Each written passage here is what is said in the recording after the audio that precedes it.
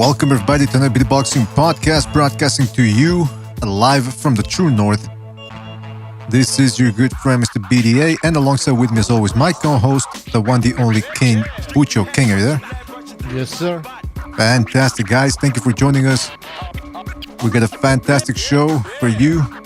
But before we get to the fun, let's get the business out of the way, guys. If you got a couple of shekels that you can donate our way, it keeps the whole thing afloat. You can certainly do so via the PayPal page, the Super Chat, or the Patreon page. Now, with that being said, the most important thing is that you continue to support us by clicking the like button. I'm a little distracted here. Clicking the like button, subscribing, spread the BD gospel. All right? Hold on a sec. I don't know why this music's distracting me here a little bit. All right. Something without lyrics. Guys, want to give a shout out to Crazy K, Elias Tufix, Transnational Inc., René de Leon, Big Dan, Campos Vasquez, SSB 28, Straight G Turo, J Perez, Johnny Boy in the house as well. Shout out to everybody. Thank you for joining us. Today's episode is going to be about pound for pound lists. 2 weeks ago, we had an upset when Teofimo Lopez beat Vasil Lomachenko. And so now we got to restructure, internal restructuring. So that's what we're going to take a look at in this episode. I see we got Gonzalo and, Gonzalo's in the house. Gonzalo, you there? Yeah, what's up, Mr. BDA? How you doing, man? Thank you for being on. We're going to be talking about pound for pound today. So I know it's a subject that's subjective, and it could, people get into a fit over, well, this guy should be number 5. Now this guy should be number 6, but it's all subjective. So we're going to be taking a look at that. I suppose on another day, we'll talk about the Saturday's fights, because we do have a jam-packed Saturday coming up. But other than that, is there anything else you gentlemen want to say before we continue with this? Nope. No? Well, listen. Just taking a look at the, real quick, the Prograis versus Juan Heraldes fight. But like you said, Saturday, I think it's kind of an interesting fight. Look, Friday, we got Jaime Munguia, or as people in the chat room call him Mongloida. Or what do they call him? Jaime Mongloida? Or something like. Yeah, that's a good fight against Tyron Johnson. We got Rashidi Ellis in the undercard. Steps out of range and he tries to get a jab off. Right, who's watching fights? Let me see if he can pick it up. Nope, there, uppercut. Oh, sorry, that was me. No, sorry. Because I'm on ESPN and they're playing clips there. Anyway, yeah, Munguia versus Tyron Johnson. Tyron Johnson's a tough dude, man, strong. So that should be an interesting one. But the undercard, man, for Gervonta Davis Santa Cruz. I gotta tell you, I'm looking at clips of Santa Cruz. I've been looking at his fights lately, and I do think he's got potential to rock the boat a little bit. Not necessarily beat Davis, but I think he could cause some trouble. But the undercard, I mean, apparently this card is $74, man. And for the fights that they're putting there, Mario Barrios versus Ryan Carl, Regis Prograis versus Juan Heraldes, as Gonzalo said, Diego Magdaleno versus Isaac Cruz. I mean, no. What happened to Derevchenko, Charlo, and Charlo Rosario? Those were great fights. Those were good undercuts. Now, all of a sudden, we got this. And then, of course, we got... what it is. Listen, we got Usyk Chisora, at least, on the Zone. So if you get the Zone subscription, you don't have to shell out. Yeah. And then there's also... hey, what happened to... Monster Inoue, right? Versus... That's right. Inoue versus Jason Maloney. That's right. Yeah, I was going to say Inoue versus Jason Maloney. That's going to be coming up as well. I think, guys, what do you think about that? That's a nice little fight, but I think the winner, I think Inoue is proven that he's on a whole other level, right? Yeah. This could be a knockout reel. And that's the whole point right now with Inoue, with these fights. It's knockout reels to establish his top pound per pound legacy. Because let's be honest, this guy is a pound for pounder, top 5 pound for pounder in a lot of people's lists. So this is what he has to keep doing, knocking these guys out until he has another super fight. Absolutely. Gonzalo, what do you think? Because I like Casimero. He's not the most polished guy out there, but he can crack. He's got moxie. He's tenacious. What do you think about a fight between him and Inoue? Is that something you would like to see, and do you think that's a competitive matchup? I haven't seen a whole lot of Casimero. I know he's being two guys, and he's starting to create a lot of buzz. But yeah, definitely he's a power puncher, so I would be interested. I think he's a little crude though. That happens with a lot of Filipinos. With the exception of Manny Pacquiao being one of the greatest of all time, these guys lack. I think it's the sparring. So we'll have to see. I don't know where his training camp is based off, but if he's here in General Santos or in the Philippines, I don't think he's going to get the training, especially because of the COVID. He needs to get better sparring in order to perform well against a top fighter like Inoue. I'd favor Inoue because he's technical and he's powerful as well. Right. Yeah, I would favor Inoue too. Don't get me wrong, but when he fights guys like Maloney, Juan Carlos Payano, guys that aren't necessarily great punchers or that have any, like for example, Nonito Donaire, he had power, he still had hand speed, and he came in with a lot of experience. So we saw what happened there. He gave Inoue a very, very tough fight. Guys like Maloney, not necessarily the best puncher, but he's good all around. But I think at this point, Inoue's proven that a good all-around just isn't going to be enough to push him. That's why I want to see a guy like Casimero, who, despite the fact that he's got technical liabilities, nevertheless does present other challenges when it comes to power. Like I said, tenaciousness, he's young, he's hungry. I think all of those things would pose a bigger problem than just good skills. But that's just me. Also, guys, we're going to be opening up the phone lines. Actually, they are open, so feel free to call in. The number's right there in the left-hand middle portion of your screen, 1-657-383-1147. We also might be opening up the StreamYard link for calls outside of North America. Remember, guys, it's for calls, so you're not going to necessarily be part of the panel. We'll have to drop you off and to continue the rotation. Also, we're going to, like I said, we're going to be discussing pound for pound.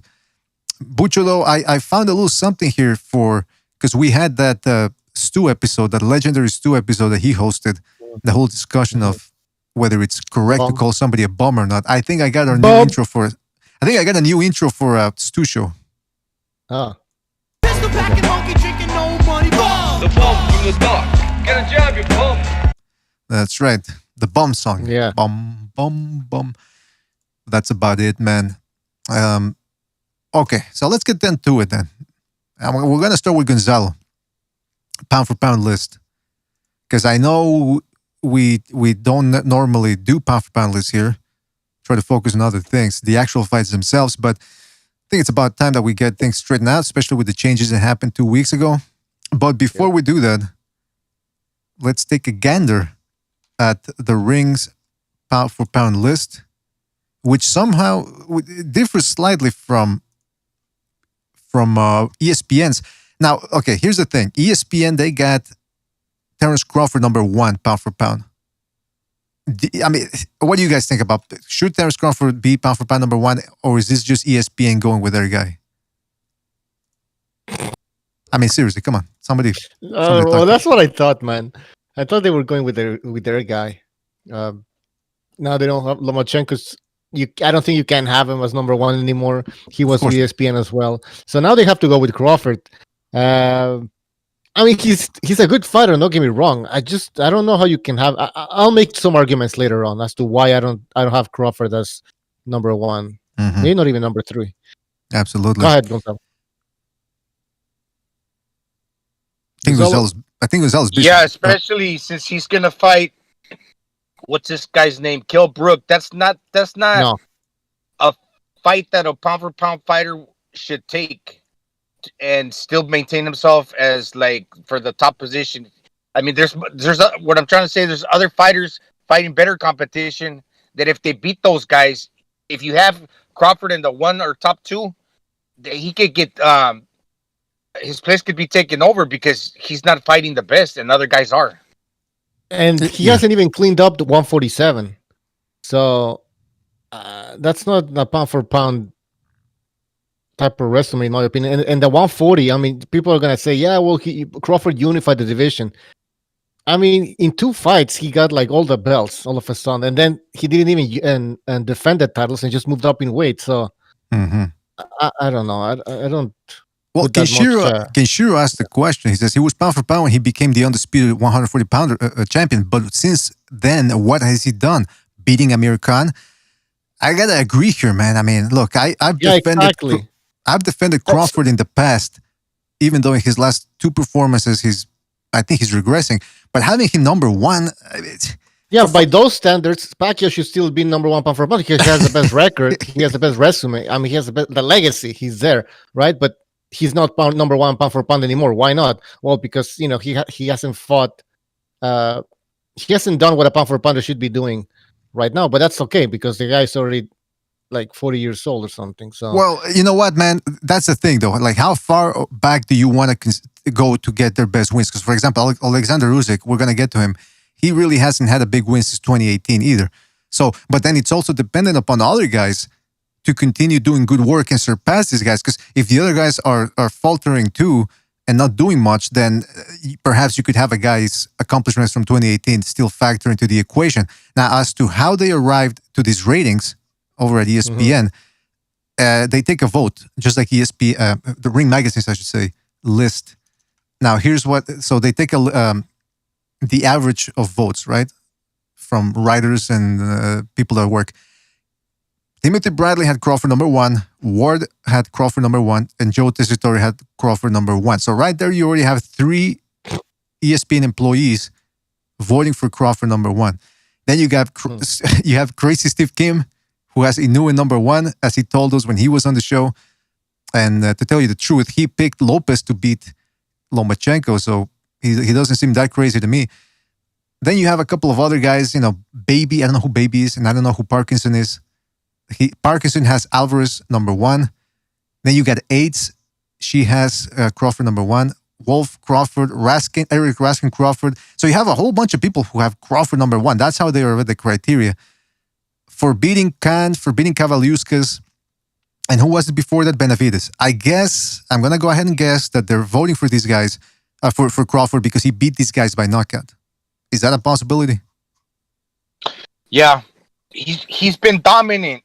But the thing is, like, for example, if you put a guy like him and he's facing guys that are a little bit lower in quality, I mean, yeah, of course he's gonna knock him out. It's like GGG. If you put him against regular guys, he'll knock them out. But he needs that step up fight where he's facing the best. He needs his Canelo Alvarez. That'd be like his Errol Spence of the world. He needs to fight those type of guys. Mm-hmm. And I'm almost giving more relevance to the guys that are coming off 1. Better yet, 2 impressive victories over top-level competition instead of these guys that have been kind of coasting against regular guys for 3, 4, 5 years now. It's a great point, man. Man. I'm willing to do. Yeah, that's what we're talking about, how it can be subjective depending on how much slack you want to cut some of these guys or how much you don't want to cut for these guys. By the way, we got Apology Man and Precise on the line. Gentlemen, thank you for being on the show. I don't know if you guys are there. What's up? Good evening. Am I on a delay here too? Because I think people keep their... No, I hope you guys are listening to me good on the Discord at least. All right. Precise, we're talking about, and Apology, we're going to be talking about pound for pound list today. Everybody's favorite subject based on what happened 2 weeks ago. And I've been reviewing the list and some of the opponents that these guys have fought. And I got to tell you, I got a couple of complaints here. But before I get into my complaints, I want to get your opinion on the pound for... okay, let's go to Ring Magazine's pound for pound list. Oh, hold on a second. Before we continue, shout out to Luke Peterson, who just donated with a super chat. And he says, Dave Allen's a bum. Oh! Now, wait a minute. Do I have to play the bum song again? Amen. Go ahead, Apology. Amen. Oh, amen. I thought you said amen. By the way, 100% X is in the chat room, and he says he still has Wilder in the pound for pound, the top 10 pound for pound. So good for him. All right, let's start with Precise. Precise, I don't know if you can see the pound for pound list. I can share it here if needed. But what do you think about the Ring Magazine's pound for pound list? Is there anything that stands out to you? Anything that's a miss? Anything that impresses you? Let me guess. They have. I'm not seeing it, but I'm guessing they have Canelo number 1. Yes, they do. Shocking. I can understand that. Like, if you believe in Canelo, then that's fine. I don't. I don't think his last fight was a real fight. So I disqualify Canelo from any pound for pound talk. But if you believe his shit don't stink, then I could see why you would have him as the number 1 pound for pound. I personally don't. So insofar as Crawford goes, I mean, don't they have Pacquiao, Crawford, and Spence on the pound for pound list? Which it's just ridiculous to me. I mean, how are you going to have 3 guys in the same division on the pound? What you're telling me is that besides the welterweight division and Canelo, boxing just sucks. That's what you're telling me with that pound for pound. So I think their pound for pound list is trash. Well, that brings up an interesting question then. That's a good point. 3 guys in the same division that haven't even fought each other yet. That brings up an interesting question. Oh, by the way, we got Stu on the line. Stu, can you talk a little bit? Because I want to gauge your volume. Yeah, I'm here. Can you hear me? Hello? All right. Yeah, okay. I'm just boosting it up a little bit. Okay, yeah. So, Precise, you make a good point, man. But I got to ask you now then. Let's say you got to abide by the official decision, okay, in this scenario. So, Alvarez did knock Kovalev out. So, based on that, who would you choose number 1? Canelo Alvarez, as Ring Magazine says it, or Terence Crawford, as ESPN has it? Lomachenko. No, an ultimatum. It has to be either Canelo or Terence Crawford. I would, yeah. You'd have to know because Crawford never left his natural division. I know he did good work at lightweight where he weight bullied little dudes, and some of those guys were. There's no doubt about it. But so I give him some credit for that. Pound for pound is not how many divisions you moved up. Well, it is about. It has a lot to do with how many divisions you moved up from your natural weight division. Just because you use drugs to drop massive amounts of water and like outweight these guys by 20 pounds in the ring at 135 pounds and even 140 pounds, that's not pound for pound. You know, that's like Canelo knocking out Amir Khan. You know, that's not a pound for pound performance. That's ridiculous. Does Crawford really have a world class win though? That's my question. Yeah. Victor Polsto is his best victory, in my opinion. Maybe Kavaliauskas is his best victory, and that's like, well, what is that? That's like, I don't know who that would be on Canelo's. Just just a B-level guy in your division. No, Indongo. No, Fight with Indongo, not even. right? Yeah, You don't think so? That version, that older version.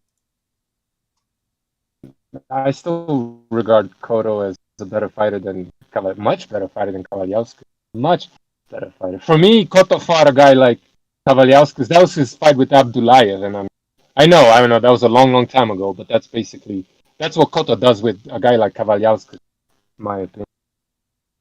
Yeah, Cotto. I mean, so have you guys? The question is, have you guys got Lomachenko lower now because of his defeat to Teofimo? Have you dropped him? I do. I don't. Like 1 place, maybe 2. 1 place. Yeah, see, I've only dropped him 1 place, and there's a factor for that. I've dropped him from 2nd to 3rd, and there's a fact because I still think Lomachenko. I just didn't think we saw the real Lomachenko that night. I'm not taking nothing away from Teofimo. There was an injury. Clearly, he had an injury. It's not Teofimo's fault. He shouldn't have took the fight. He took it. And Teofimo was superb on the night. Teofimo's a problem for anyone, so I'm not knocking Teofimo, but Lomachenko was not. I could see he was not. I mean, he was throwing no punches. You do not win fights when you don't. I tell you, it had an aura about Manny Pacquiao's performance against Floyd when he had an injury. It was that performance, and then so I've got no complaints, but I still believe a fit Lomachenko gets the job done. So I'm not going to. It was even then. It wasn't a bad performance where he got destroyed and you have to take him off the list. For me, no one else is doing anything around him special. So why drop him too much? For me, Usyk has to just nip above him so far because certain reasons, and then Lomachenko into 3rd. I don't. For me, Lomachenko hasn't dropped one bit, but I think Inoue might overtake him. But for me, Lomachenko's performance was not the type of performance where you say, "Oh, he's not a pound for pound number one guy," because nobody's doing what Lomachenko is doing. Usyk will attempt to do what Lomachenko did right now. He's barely just gonna attempt. So I understand how wearing. Anyone that's got a problem No, with I was Usyk gonna being say like. Sorry, go ahead, Precise. I don't have a problem with that either. No, I was just gonna say like we're treating Crawford and all these other guys on the pound for pound list as if they were putting themselves to the same test that Lomachenko. No, if Lomachenko stayed at 130 pounds, he'd be whooping on everybody. He'd be the number one guy in his division, no questions asked, and he would hardly even have a challenge. And so Lomachenko at 130 for me is like Crawford at 147 pounds. If Crawford were to move up to 154 and beat Charlo, okay, then he's number one pound for pound. You know what I mean? Yeah. But it's just I agree with how are we gonna? I just don't understand how we're gonna put guys, how we're gonna compare them fairly without mentioning the fact that some of these fighters are testing themselves to the limit, and some of these guys are not at all. So if you want to tell me that Crawford is good enough, if you want to say Crawford is good enough to go to 154 and beat those guys, you believe in him that much, so you have him number one pound for pound. I got nothing to say to that. But I don't believe he's that good. That's all I'm saying. He's not even the best in his division. Oh my God, what's with the connections today, man? Stu, you're breaking up bad, man. You're breaking up. Stu, you're breaking up bad, man. Like a robot. Stu, you're breaking up. Yeah, Stu, you're breaking up bad, man. Jump back out and jump back in. No, he's not. He's drinking. Yeah, fucking Gonzalo just out of nowhere. But what was I gonna say, man? Yeah, you need to drop. Yeah. Precise makes a good point. I mean, we gotta. I mean, what do you want to do? Handle these guys with baby gloves, or do you want to go all out and put high standards? Now, it's interesting because I'm looking at the Ring Magazine list. Okay, let me put it up here again, and you guys can see it on the. I think you guys can see it on the Discord. I'm sharing it. They have Teofimo Lopez number 6, and they dropped Lomachenko to number 7. I believe they had him number 2 or number 3 before Lomachenko, that is.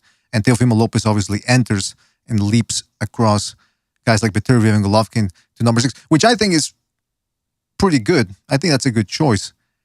But, yeah, going back to Crawford, man, I'm looking at his last performances here. And, I mean, to have him number 3 because he beat Benavides, Khan, and Kavaliauskas, and he showed, okay, he beat those guys by stoppage, even though the Khan one was pretty weird. But even the Benavides and Kavaliauskas fight, he was, in spots, he was getting outboxed and outpunched. So I'm starting to doubt his pound for pound skills. Go ahead, Stu. No.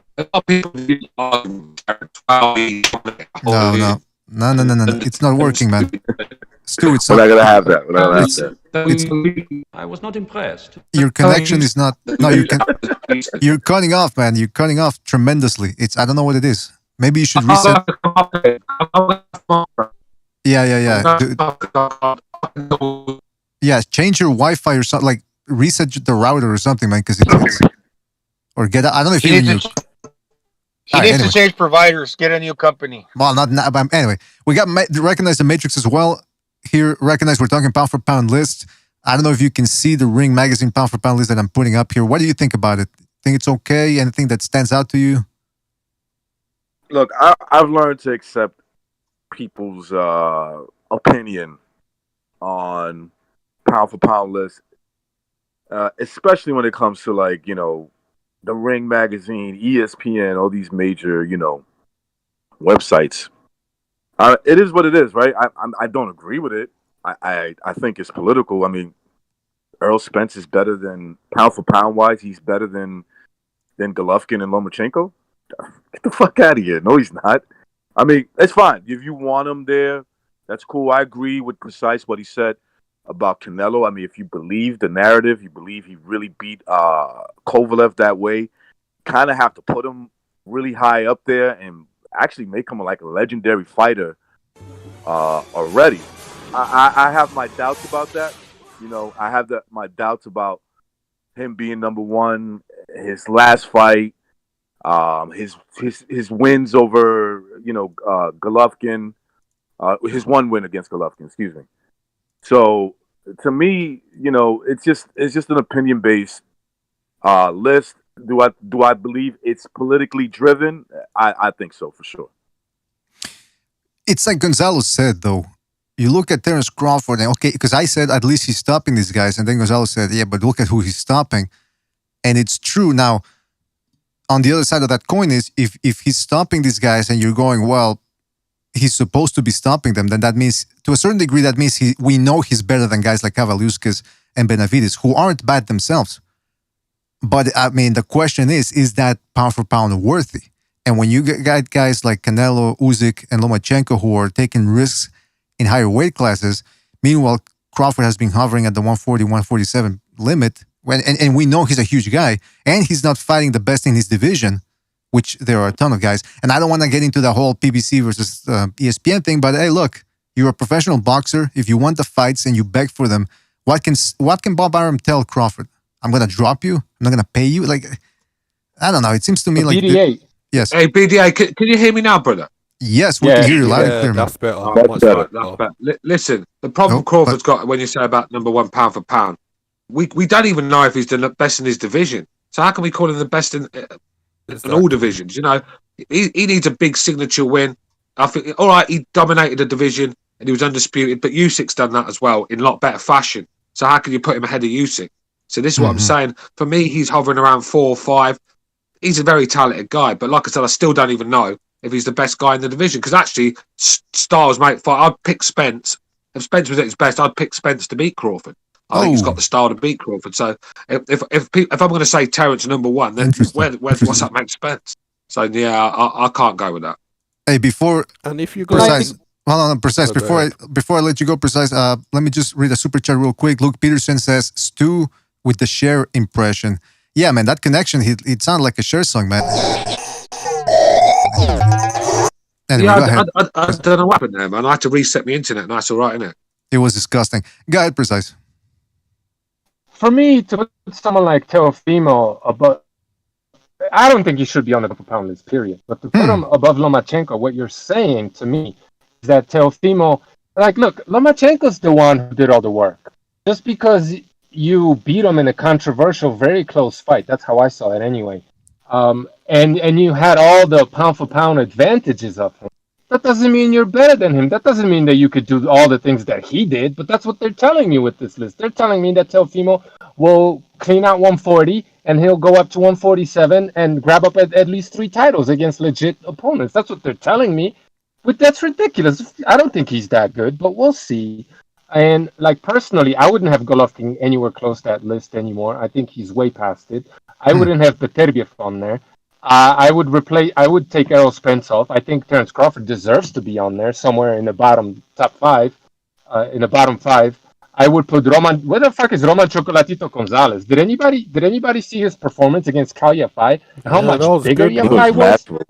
He took every round off that dude. Much bigger dude. I know Kal Yafai ain't all that great. Don't get me wrong, but it was much bigger, and he knocked him out. Took every round in his hometown. Knocked him out. I mean, that was a very, very impressive pound for pound worthy performance. Where is he on that list, right?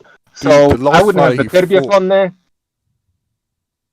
Let me just finish real quick. I would take Spence, Beterbiev, Golovkin, Teofimo, and Canelo. Already that's my opinion about that. And I would put some of these guys that are popular, but much better in my opinion, technically and skill wise, and pound for pound.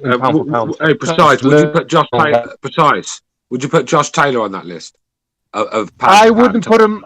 I wouldn't put him on there yet, and I'll tell you why. Because for me, with Prograis and Baranchik, like I believe that if that fight wasn't in the UK, I'm not sure he wins those fights. For me, Josh Taylor would have to go up to 7 and at least one title at 147, which I think he's capable of doing. But I'm the type of guy that likes to wait and see what these guys do. Like people will give me shit for Inoue, right?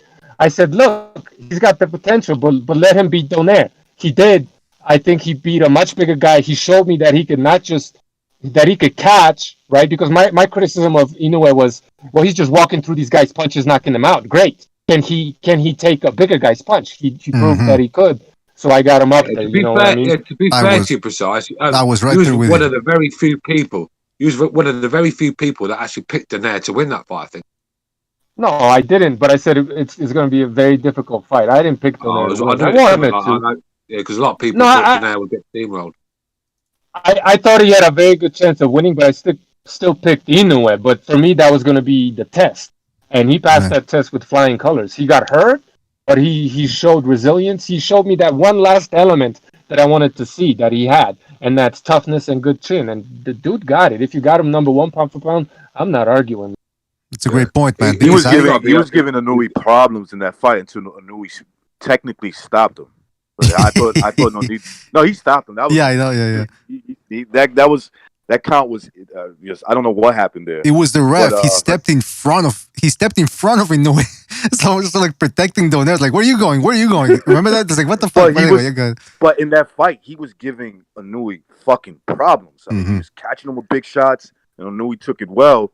And I even saw Inoue get shaken up just a little bit. I mean, good poker face. He's young and he's strong, but I thought he got shaken up in that fight. Hey, mate, I thought Donaire was finished, and as soon as he went back to Super Bantamweight, he just got a new lease of life. I mean, I couldn't believe what I was seeing. He gave Inoue all he could fucking handle. All he could handle. He retired Ryan Burnett.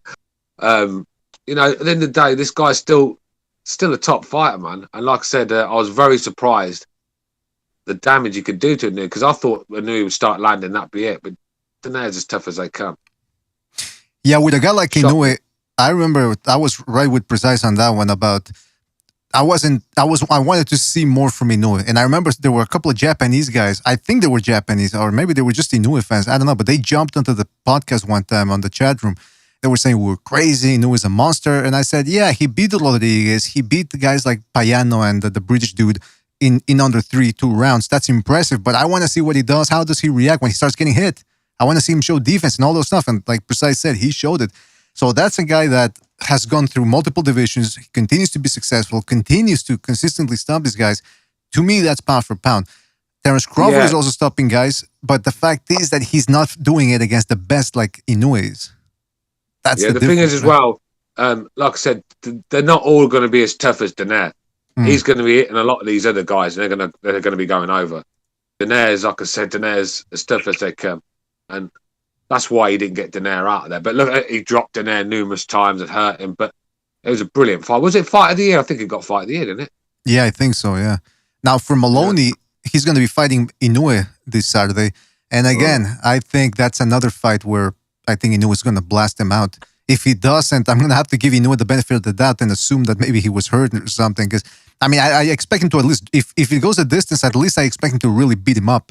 Because I mean, Inoue has proven that against guys like Rodriguez and all that, like he'll just blast them out, man. Hey, BDA, you know one thing to keep into consideration too? What's that? Is you know, look, I'm not giving people excuses, but remember that since this fucking scam of the coronavirus, and they locked down a lot of gyms and stuff like that. I'm wondering like how good of sparring sessions these guys are getting, or just working out. Period. Great question, man. Great question. Are you talking about recognized sparring? I'm just talking about like boxers in general, like a guy like Inoue. But my point to that is, right, a lot of these guys, multi-millionaires, you're telling me, you know, instead of buying gold chains that mean nothing, how about investing in a gym or something? These guys should have their own gyms at home. Millionaires. Yeah, I would do that. I mean, listen, if I had a lot of money and I wanted to still compete at the top level, yeah, of course, like that'll be. I'm sure there's other fighters that do the same, maybe, but it's not the same when you're sneaking around. You got to sneak around, and you know, I got to get some sparring partners. You could get sparring on the Hush. You could get sparring on the Hush. Of course, you could. Of course. Recognize it also depends on where you are in the world, because where I'm from, like, we're allowed to spar in groups. Like, no one really says anything. So I don't know. Yeah, and you from London? On everything. And you from London? Apology. Yes. London, king of London. He's the king of London. He's the king of London. No, but I did. Smack you in your face. Yeah, I'm gonna smack you in your face. Yeah, because I am the king of London. Oi, apology. Do you have a license? Do you have a license to spar? You're still allowed to spar. Do you have a license to spar, mate? You need a license, mate. Well, All right, I listen. signed a waiver. It's not Australian. Yeah, I signed a waiver. So.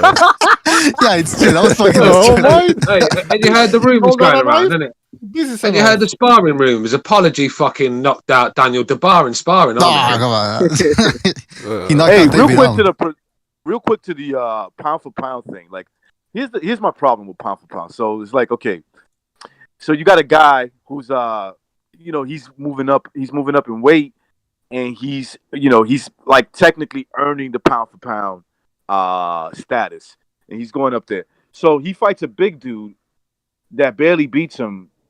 What does that do for the big dude? I guess that gets him. What does it? According to these these publications like Ring Magazine and ESPN, I guess by their standards, that automatically moves them up over the fighter that they beat that's been climbing up in weight. Like, I'll give you an example. Let's say Usyk, right? Usyk is a top pound for pound fighter. Let's say he goes on and he beats Chisora, and then his next fight he goes in there against, let's say, Joshua or Tyson Fury, and those guys barely beat him. Let's say they barely beat him. Do we replace Usyk's spot with one of them?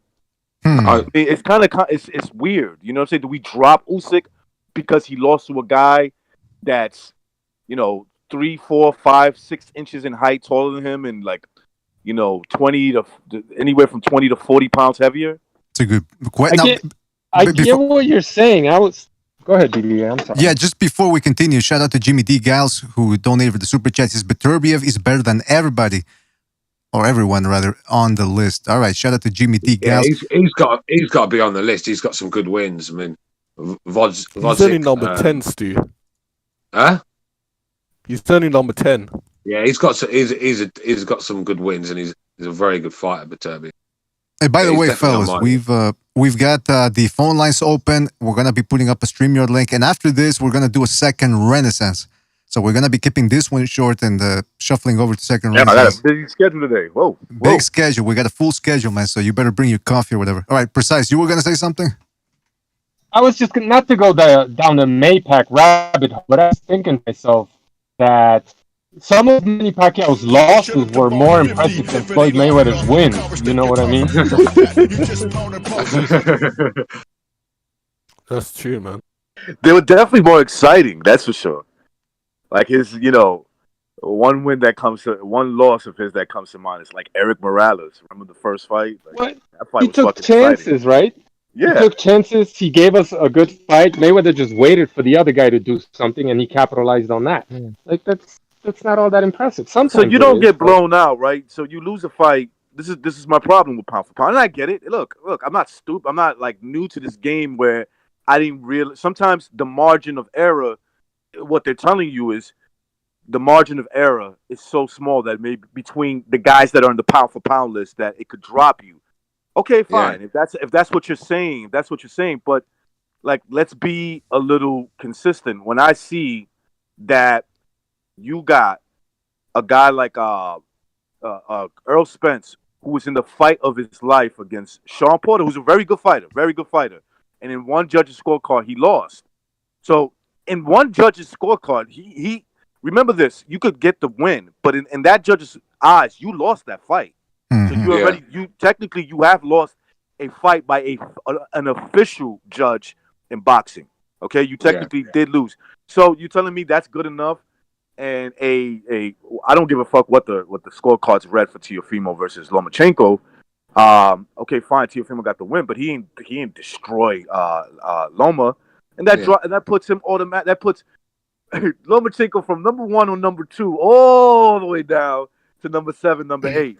So here's the thing. So Lomachenko accomplished a bunch of things. That's why he was considered the number 1 or top 3 pound for pounder. All of a sudden, this guy Teofimo Lopez comes in. He beats Lomachenko and he like steals everything that Lomachenko has accomplished and takes his spot as number 1 or number 2, number 3. It doesn't make sense. Yeah, he's over Earl Spence.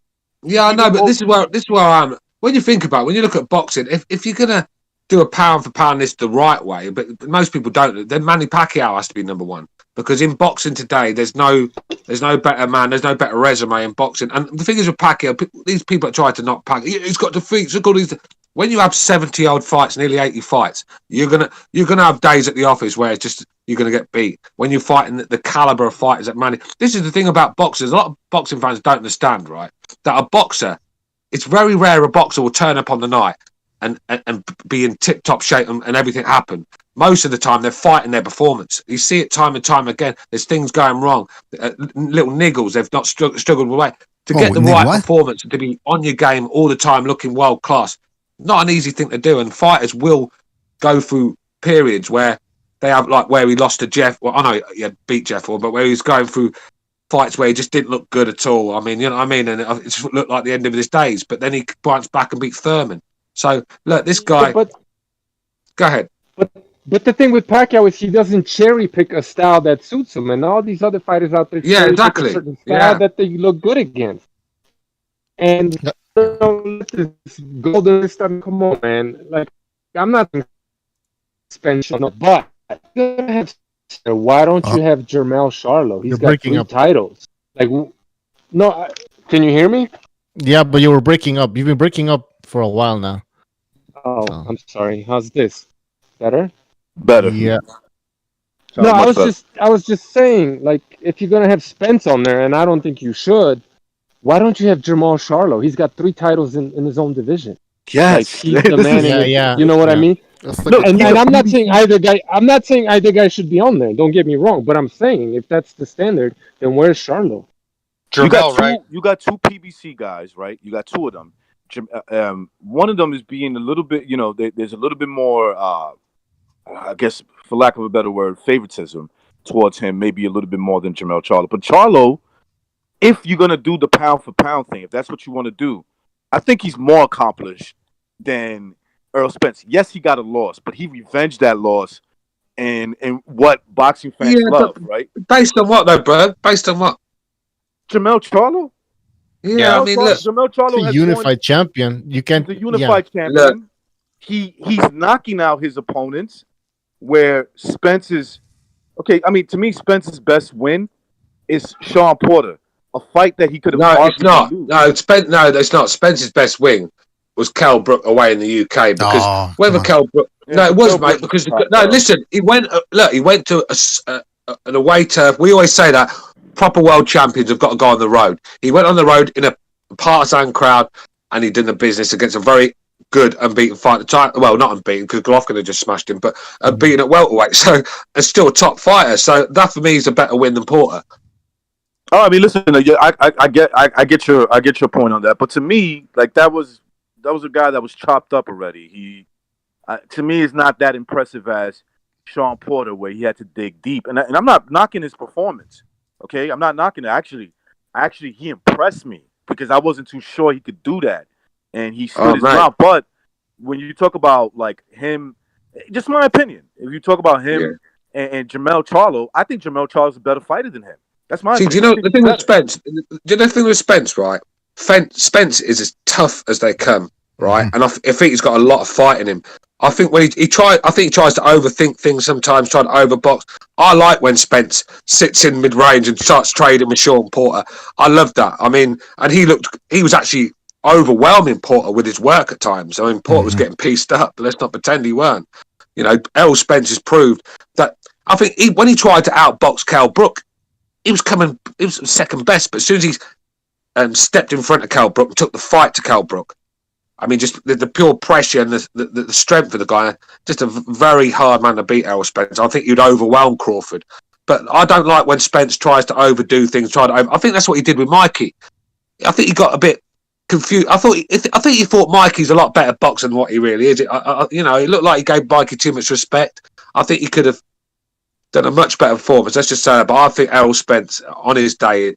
Yeah, I think he's got Spence was paid not to knock him out. I'm telling you. But you also got to think, man. Porter's not the greatest boxer either, man. He has a football background. Yeah, he's a tough dude, but he's always coming on the short end of the stick. Porter is not a great fighter, man.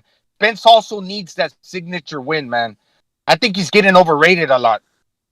I disagree with you a little bit, Gonzalo. He's okay. Great fighter. What is a great fighter? A guy who brings it, has stamina, and has the mental capability of no matter how tough the fight gets, he keeps fighting. So to me, yes, he is a great fighter. And if you look at that fight with him and Sean Porter and Spence, it was a great fight. If you now look, there was some bad moments in that fight. Spence got a little dirty, but Spence had to dig deep. He really did. I thought that he had to dig deep just to make the fight kind of even, especially in those last couple of rounds. Just to make the fight, he was faced with a lot of adversity in that fucking fight. I mean, Sure, that's what Porter does. That's what Porter does. No matter who you are, you have to dig deep to beat Sean Porter. Dig deep, and you'll ever do, because this guy is like a pit bull with rabies.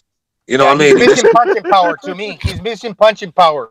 That's the thing. Compared to the elite guys. Yeah, now here's the thing, though. Spence even said that when they asked him about fighting Canelo at 160, he said, "Yeah, sure. He goes into a battle." He said a battle to make 147. So we know this guy should be moving up in weight. So how much pound for pound credit do you want to give this guy? Well, that's another thing too. Yeah, that's another thing I wanted to bring up here, because, and this is a question for everybody. But can I just ask a question for everybody? Everybody, how much credit should we take away from a guy based on the perception that people had of him? Because, for example, speaking of the Spence Porter fight, a lot of us thought that it was going to be a very close fight, very competitive. But on the other hand, the majority of people that I saw coming into the chat room, or from other places or from other websites and message boards, they were saying, "Oh, Spence is going to run through him. He's going to knock him out." Some guys were even saying within 5 rounds. He didn't do it. He went to split decision. He should have stopped Mikey Garcia. He didn't do it. Went 12 rounds. So should we take credit away from him when we're talking pound for pound? If you're that guy, if you're the guy that said, if you want to be consistent, right, he's going to run over him. Like you said, he's going to run over Sean Porter. I don't know how you came to that conclusion. When have you ever seen anybody run over Sean Porter? Exactly. When? You've never seen it in your life. Sean Porter, right? One more thing. You're basically just saying you're just being a fanboy. Is what you're doing. Well, I thought you were going to use another F word. Hey, do you know what Sean Porter does? Sean Porter weeds out the guys that are not really about that life when it comes to boxing. You got a lot of pretty boys that look slick when they're throwing the jab and hitting people and they're falling over. But when Sean Porter comes in there with you, that he separates the men from the boys in boxing, and you'll find who the real champions are because he'll bring it no matter what. Even when he's hurt, he's swinging. He's just a horrible star for anyone. I don't think I've ever seen anyone look pretty against Sean Porter. Mm-hmm. Yeah, even Kell Brook. Yeah, Kell Brook had to basically wrestle with him. Kell Brook used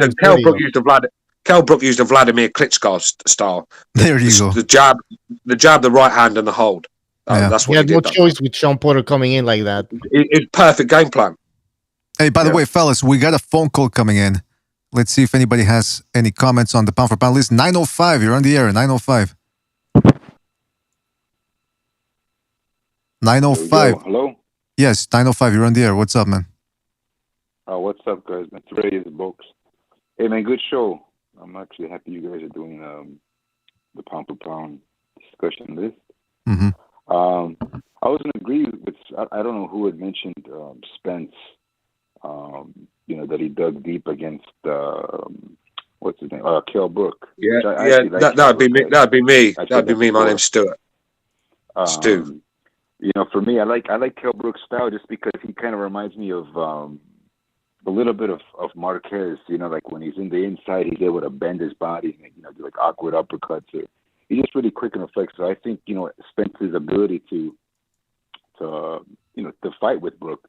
And I know a lot of guys are saying that Brook came off the loss of Golovkin. Yeah, that probably does play a lot, but nevertheless, it's still a good win for Spence, and plus he went overseas to do that. So, a lot of times, when you got the crowd against you, that can play a big factor.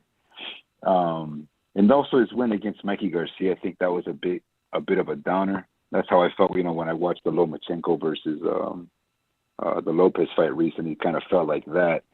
But still, the way he was able to neutralize Mikey Garcia, regardless of the weight differential, was a good win. And then someone else had mentioned about what's his name, Porter. Porter kind of being more of a a really entertaining pressure fighter.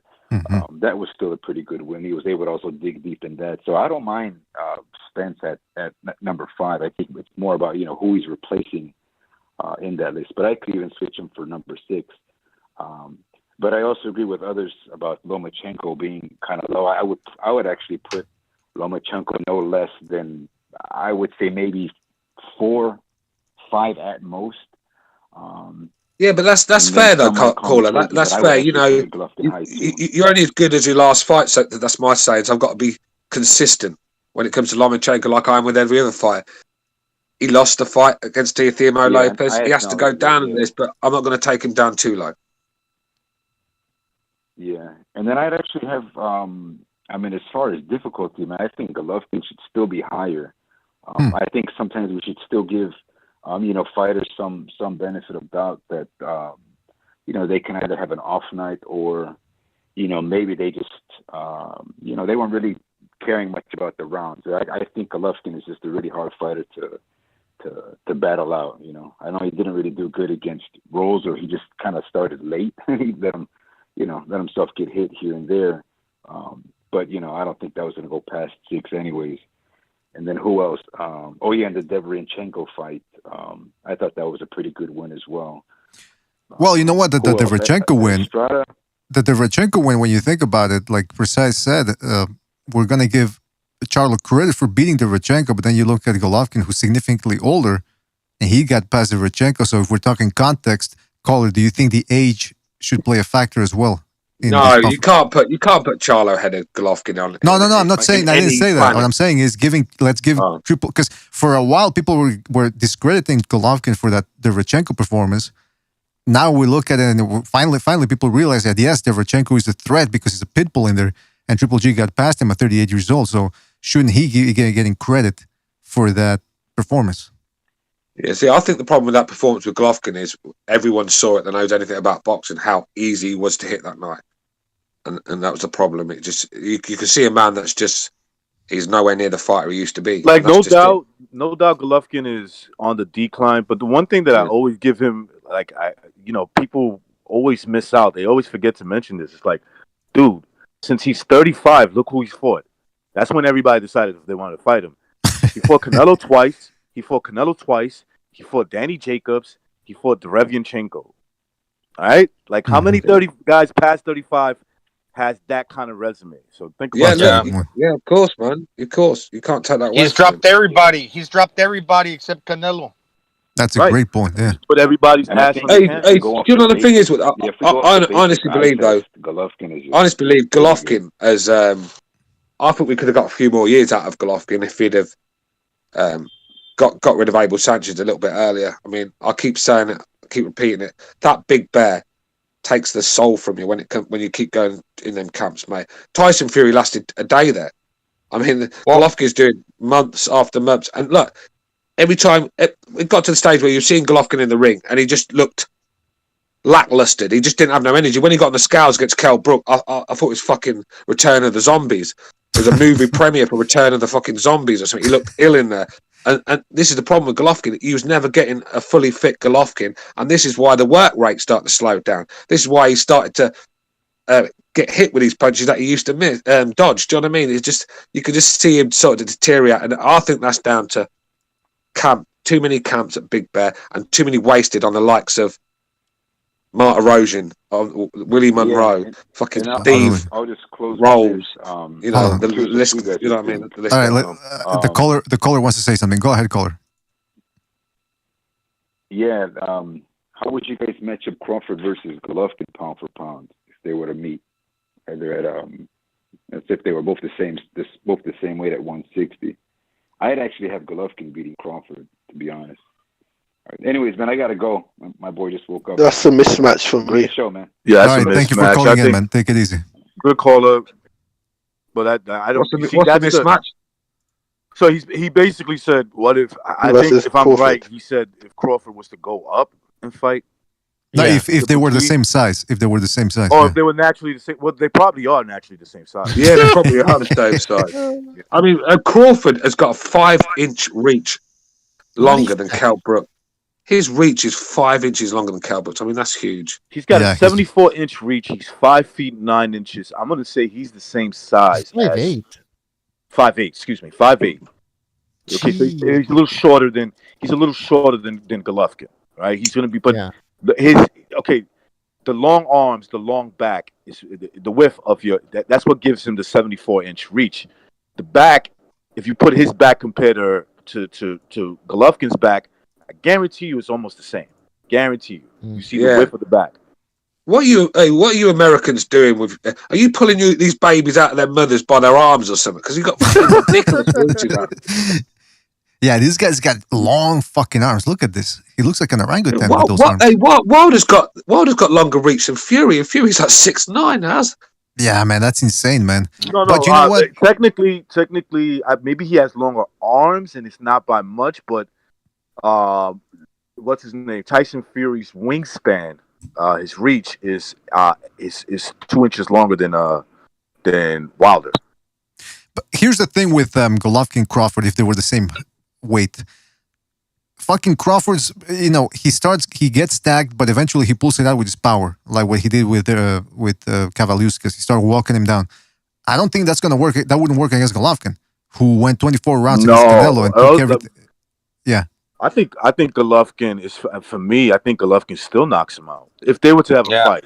They're not gonna fight, but if he did, I think even at 30, what's Triple G 38, 39. 38. You heard about Crawford? Recognize? Yeah, Crawford. Oh no. Hey, I've got Golovkin stopping Terence Crawford. Yeah. The thing about Terence Crawford, his neck is kind of small. Have you guys noticed that? It's like a pencil neck. It's a good point. Golovkin. That's a good point. The thing about Crawford, we've always said it being recognised. I've preached it for months, years actually. He just hangs around too long. He gets into range, hangs around too long. And he gets countered with big shots. And Golovkin, you do that against Golovkin, it's over for you. Yeah, remember the Gamboa fight, guys? Like, you remember how they would get into exchange, and it's like Gamboa couldn't miss, at least for the first 4 or 5 rounds. Yeah, that's it. Yeah, well, because see, when Crawford's got long arms, when he gets into the pocket, to mid range, it's all wide hooks and stuff, and he's wide open. Sometimes he's coming square on as well, and he can be hit with big shots. And I think Golovkin's even though Golovkin's slowed down, I think he could time one on Crawford, because that, for me, that is Crawford's biggest vulnerability. A fucking very talented man, can do it all, but defensively, I see weaknesses there. But that's what I was going to mention. Can I just say something? He fights like that when he doesn't respect his opponent. Look at the Postal fight. Terrible, horrible fight. But the thing is, look, the Postal different though, because Postal, right, is he was that boring, like Eastern European style, that Pulev sort of style, where them styles are just, they didn't clash at all. Horrible. You got one running on the back foot, you got one waiting to counter. It was just a hideous fight. But Crawford's not going to fight like that against anyone else. I just can't see him fighting like that. That's what I was going to mention. That's what I was going to mention. Sorry, Bucho. That's what I was going to mention when Stu said he got the long arms, and when he gets into his exchanges, like he did against Gamboa, you got one guy that's got orangutan arms, and the other guy, like Gamboa, got T-Rex arms. So sometimes having long arms is a disadvantage when you fight on the inside. And also, when you throw those long punches, by the time you draw that punch back in order to punch again, yeah, the other guy, if he punches like on the inside, he can get off 2-3 punches by the time you recover that hand and throw it again. You know what? To the I don't know if you guys can see the PowerPoint that I'm sharing here. This is something that we did during the summer. I think it was during the summer, where we were looking at a potential. They were talking about a potential Crawford versus Pacquiao fight, and so I decided to take a look at Crawford. And these are some clips from the Gamboa fight. Look at how he did this in the Kavaliauskas fight too. Dude, he looks like a welterweight there. But he can. So he constantly drops. Opponent. Come on. Go ahead, Butcher. Sorry, I talked over you. No, that's just he's playing around, and he won't do that against Spence. I mean, people think that look at the Gamboa fight, like he's gonna get knocked out by Spence. Yeah, maybe he'll get knocked out, but he won't. Not because he's gonna be doing shit like that. Come on, look at that. Listen, man.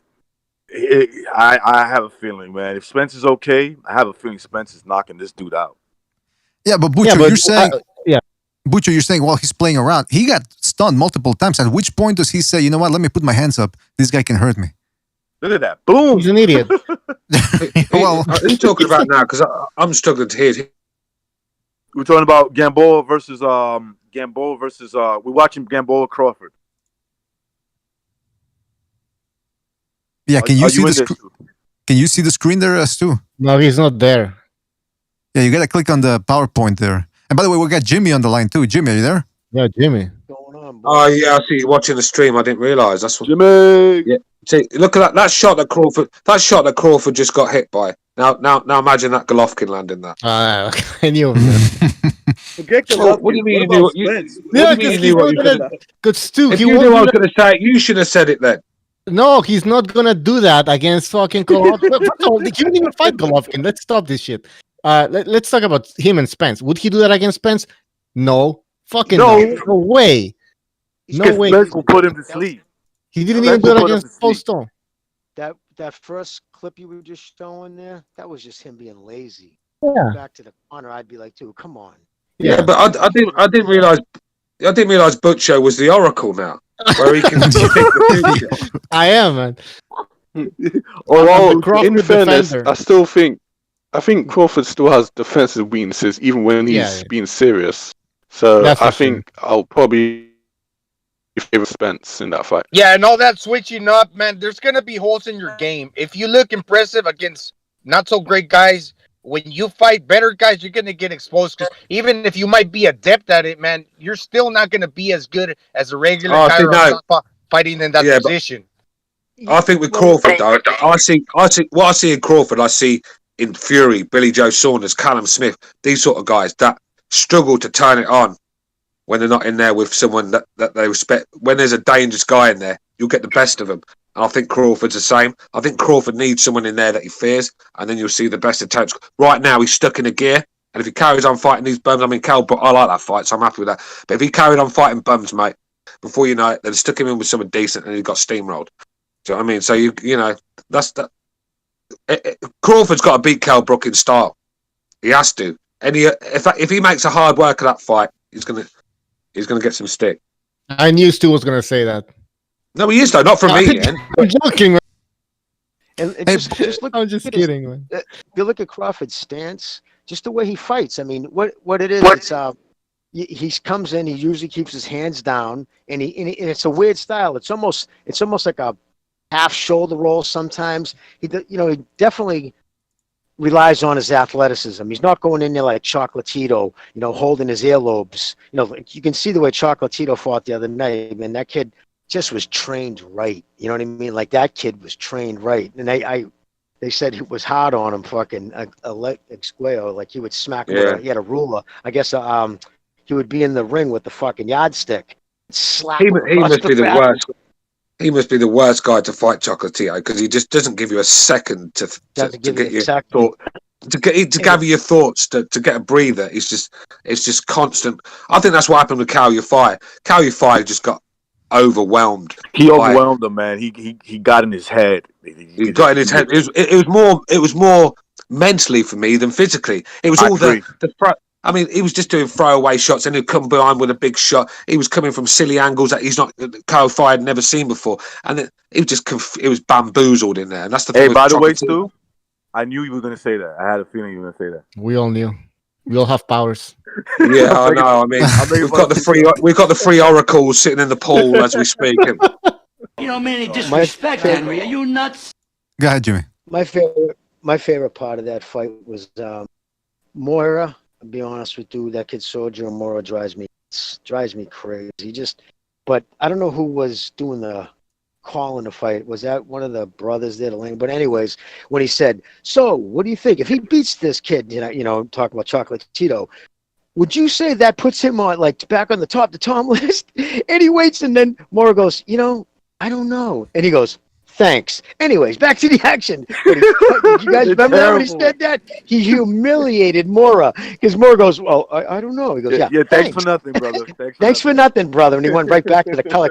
And then when fucking Mora said, if I only had that power," and he goes, "Yeah, and if I was only a girl," or said something like that. No, Like, he didn't say that. Yeah, he finally. no, he said if I was a girl, I'd be an aunt, or if my aunt was a girl, if my uncle was a girl, she'd be my aunt. If I had a pussy, but yeah, there's something about Sergio Moore. Always rubbed me up the wrong way. Even when I used to watch The Contender, I'm like, I don't like that guy. I really don't. He's just got a cockiness and an arrogance about him, and stunk the joint out every time I watched him fight. I mean, he's got the right kind of bullshit personality to work on the zone, I think. Yeah, he's like another Paulie, isn't he? He's like one of them sort of. Paulie's way better than him, right? No power. Yeah, Paulie's way better. You talking about boxing? I'm sorry, you talking about boxing? Yeah, the way he fights. So like I said, when Paulie Malignaggi was a fight, I couldn't stand the guy. I mean, when he came in with his little fucking plats, prancing around like a fairy, I just thought, hurry up, knock this clown out. But as a commentator, I do enjoy him. Do you know what I mean? I think he's a very knowledgeable guy, and I've grown to like the guy. But I just can't. I can't watch him fight. I just can't. I mean, that. If you ask me what style I hate in boxing and what style I'd never yearn to watch, and it'd be a Paulie sort of style. I just hate that, man. Yeah, I didn't. He's a good boxer, though. He was a good boxer. He got cancel cultured. Remember? It was okay, man. He was. You know, Jimmy. I don't know if you.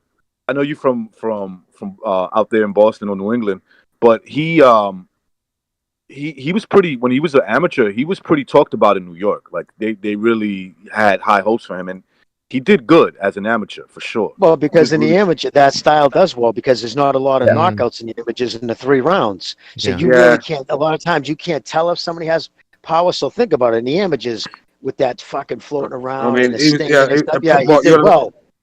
I hated him when he was younger. It was like Paulie the Situation, man. That's what I used to.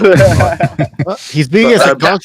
I think he was the first guy to go 12 rounds with Miguel Cotto. So, but this is the thing everyone says about what a great boxer he is. If you look at it, he took more hidings than most people. If he was that good at boxing, he would never have took the beating he took against Cotto. Hatton pieced him.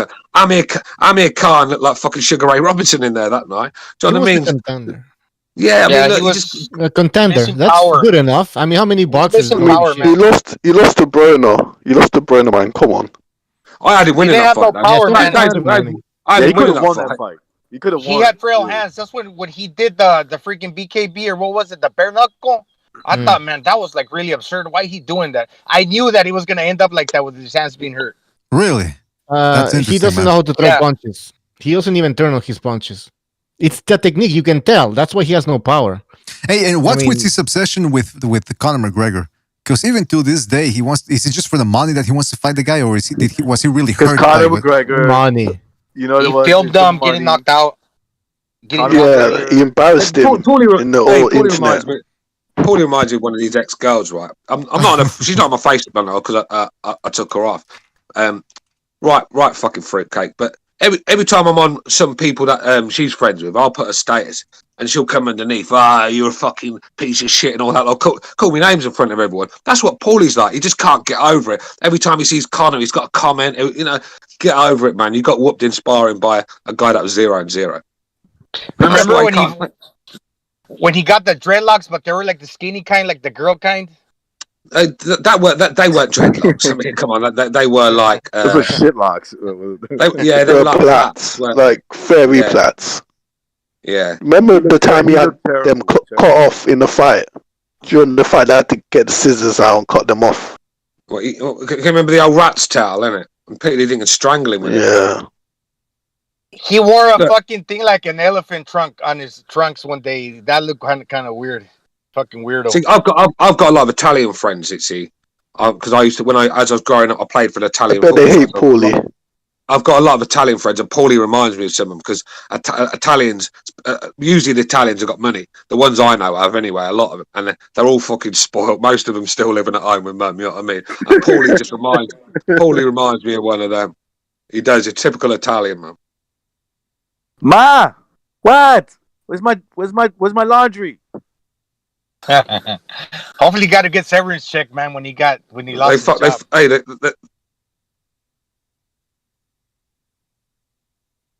You lost Stu? Hello, Stu. What happened? What do you mean? I didn't say anything. He went in his car. He came back already. No, you said something, then he cut out.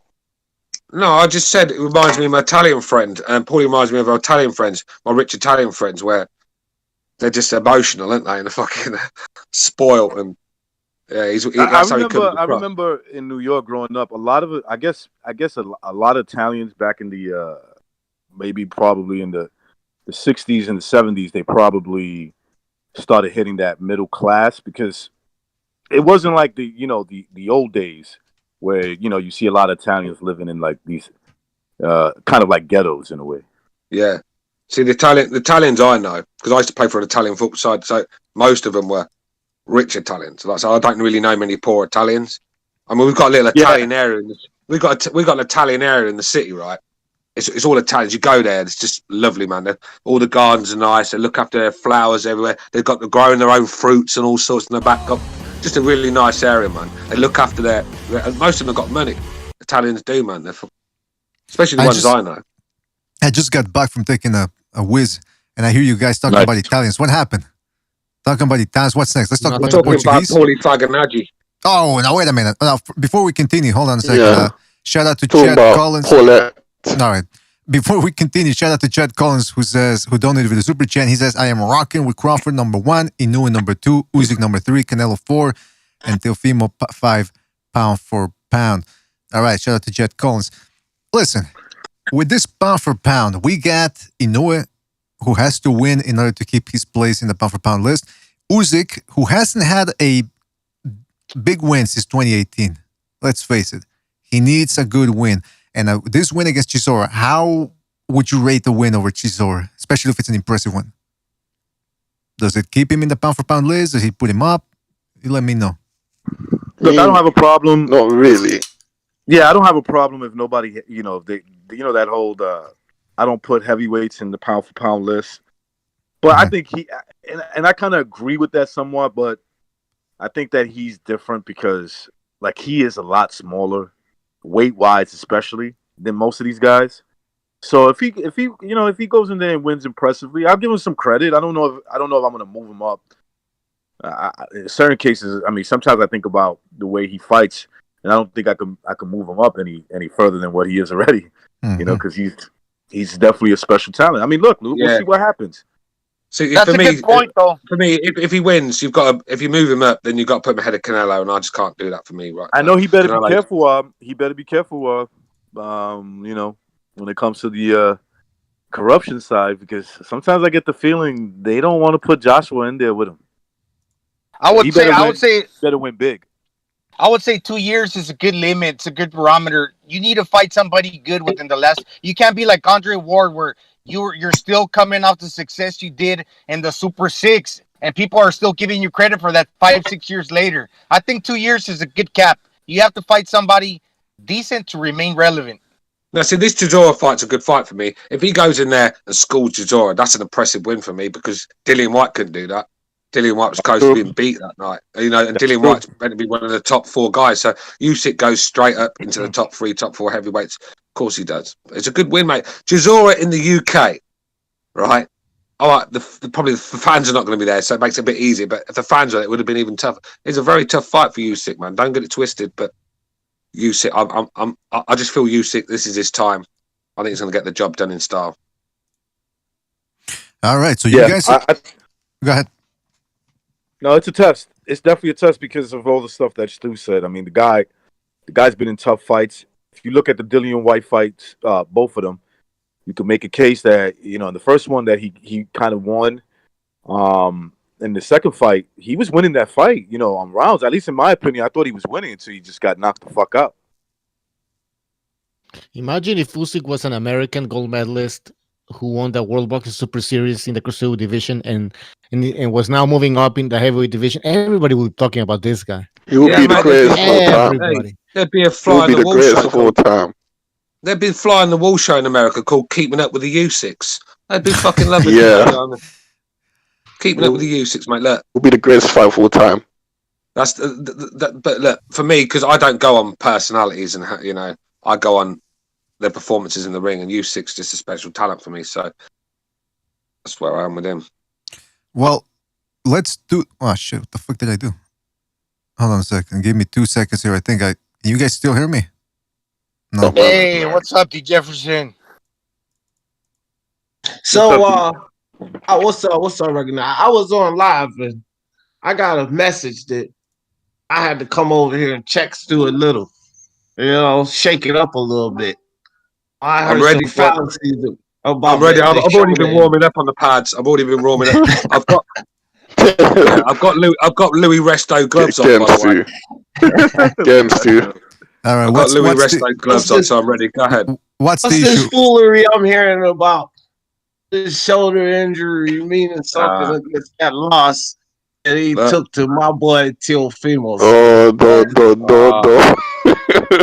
Oh, here we go. Listen, look, as you know, I like to keep it real, as I keep saying. Look, where I am with that, I didn't say anything about. I said Lomachenko's fault for turning up on the night if he wasn't ready. I mean, Teofimo was superb on the night. Special talent. He's going to give any. Let me finish. He's going to give anyone a good fight. I just feel by watching Lomachenko that night, I knew something was not right because that was a dreadful performance. And it's not just because of Teofimo's skills. He wasn't throwing his hands. And now I'm hearing this shoulder injury. I can see why. But look, that takes nothing away. Look, I've dropped Lomachenko on my pound for pound list. I'm doing it the right way. I'm giving Teofimo his praise. What do you want from me, D? Nothing. I actually really just wanted to hear what you had to say because you know how people do. They come and say, "Oh, he doing this, he doing that." That's why I came here. This is a good thing about. I told you the snitches out here, Stu. Yeah, mate. There's loads of the chat's full of Sammy the Bull Gravano. So, you know what I mean? Hey, can you guys hear me now? Yeah, you guys hear me better now? Yeah, much better. Okay. All right, excellent. I changed everything up. Somebody in the stream there said I don't spell my name that way, but I'm just fucking around.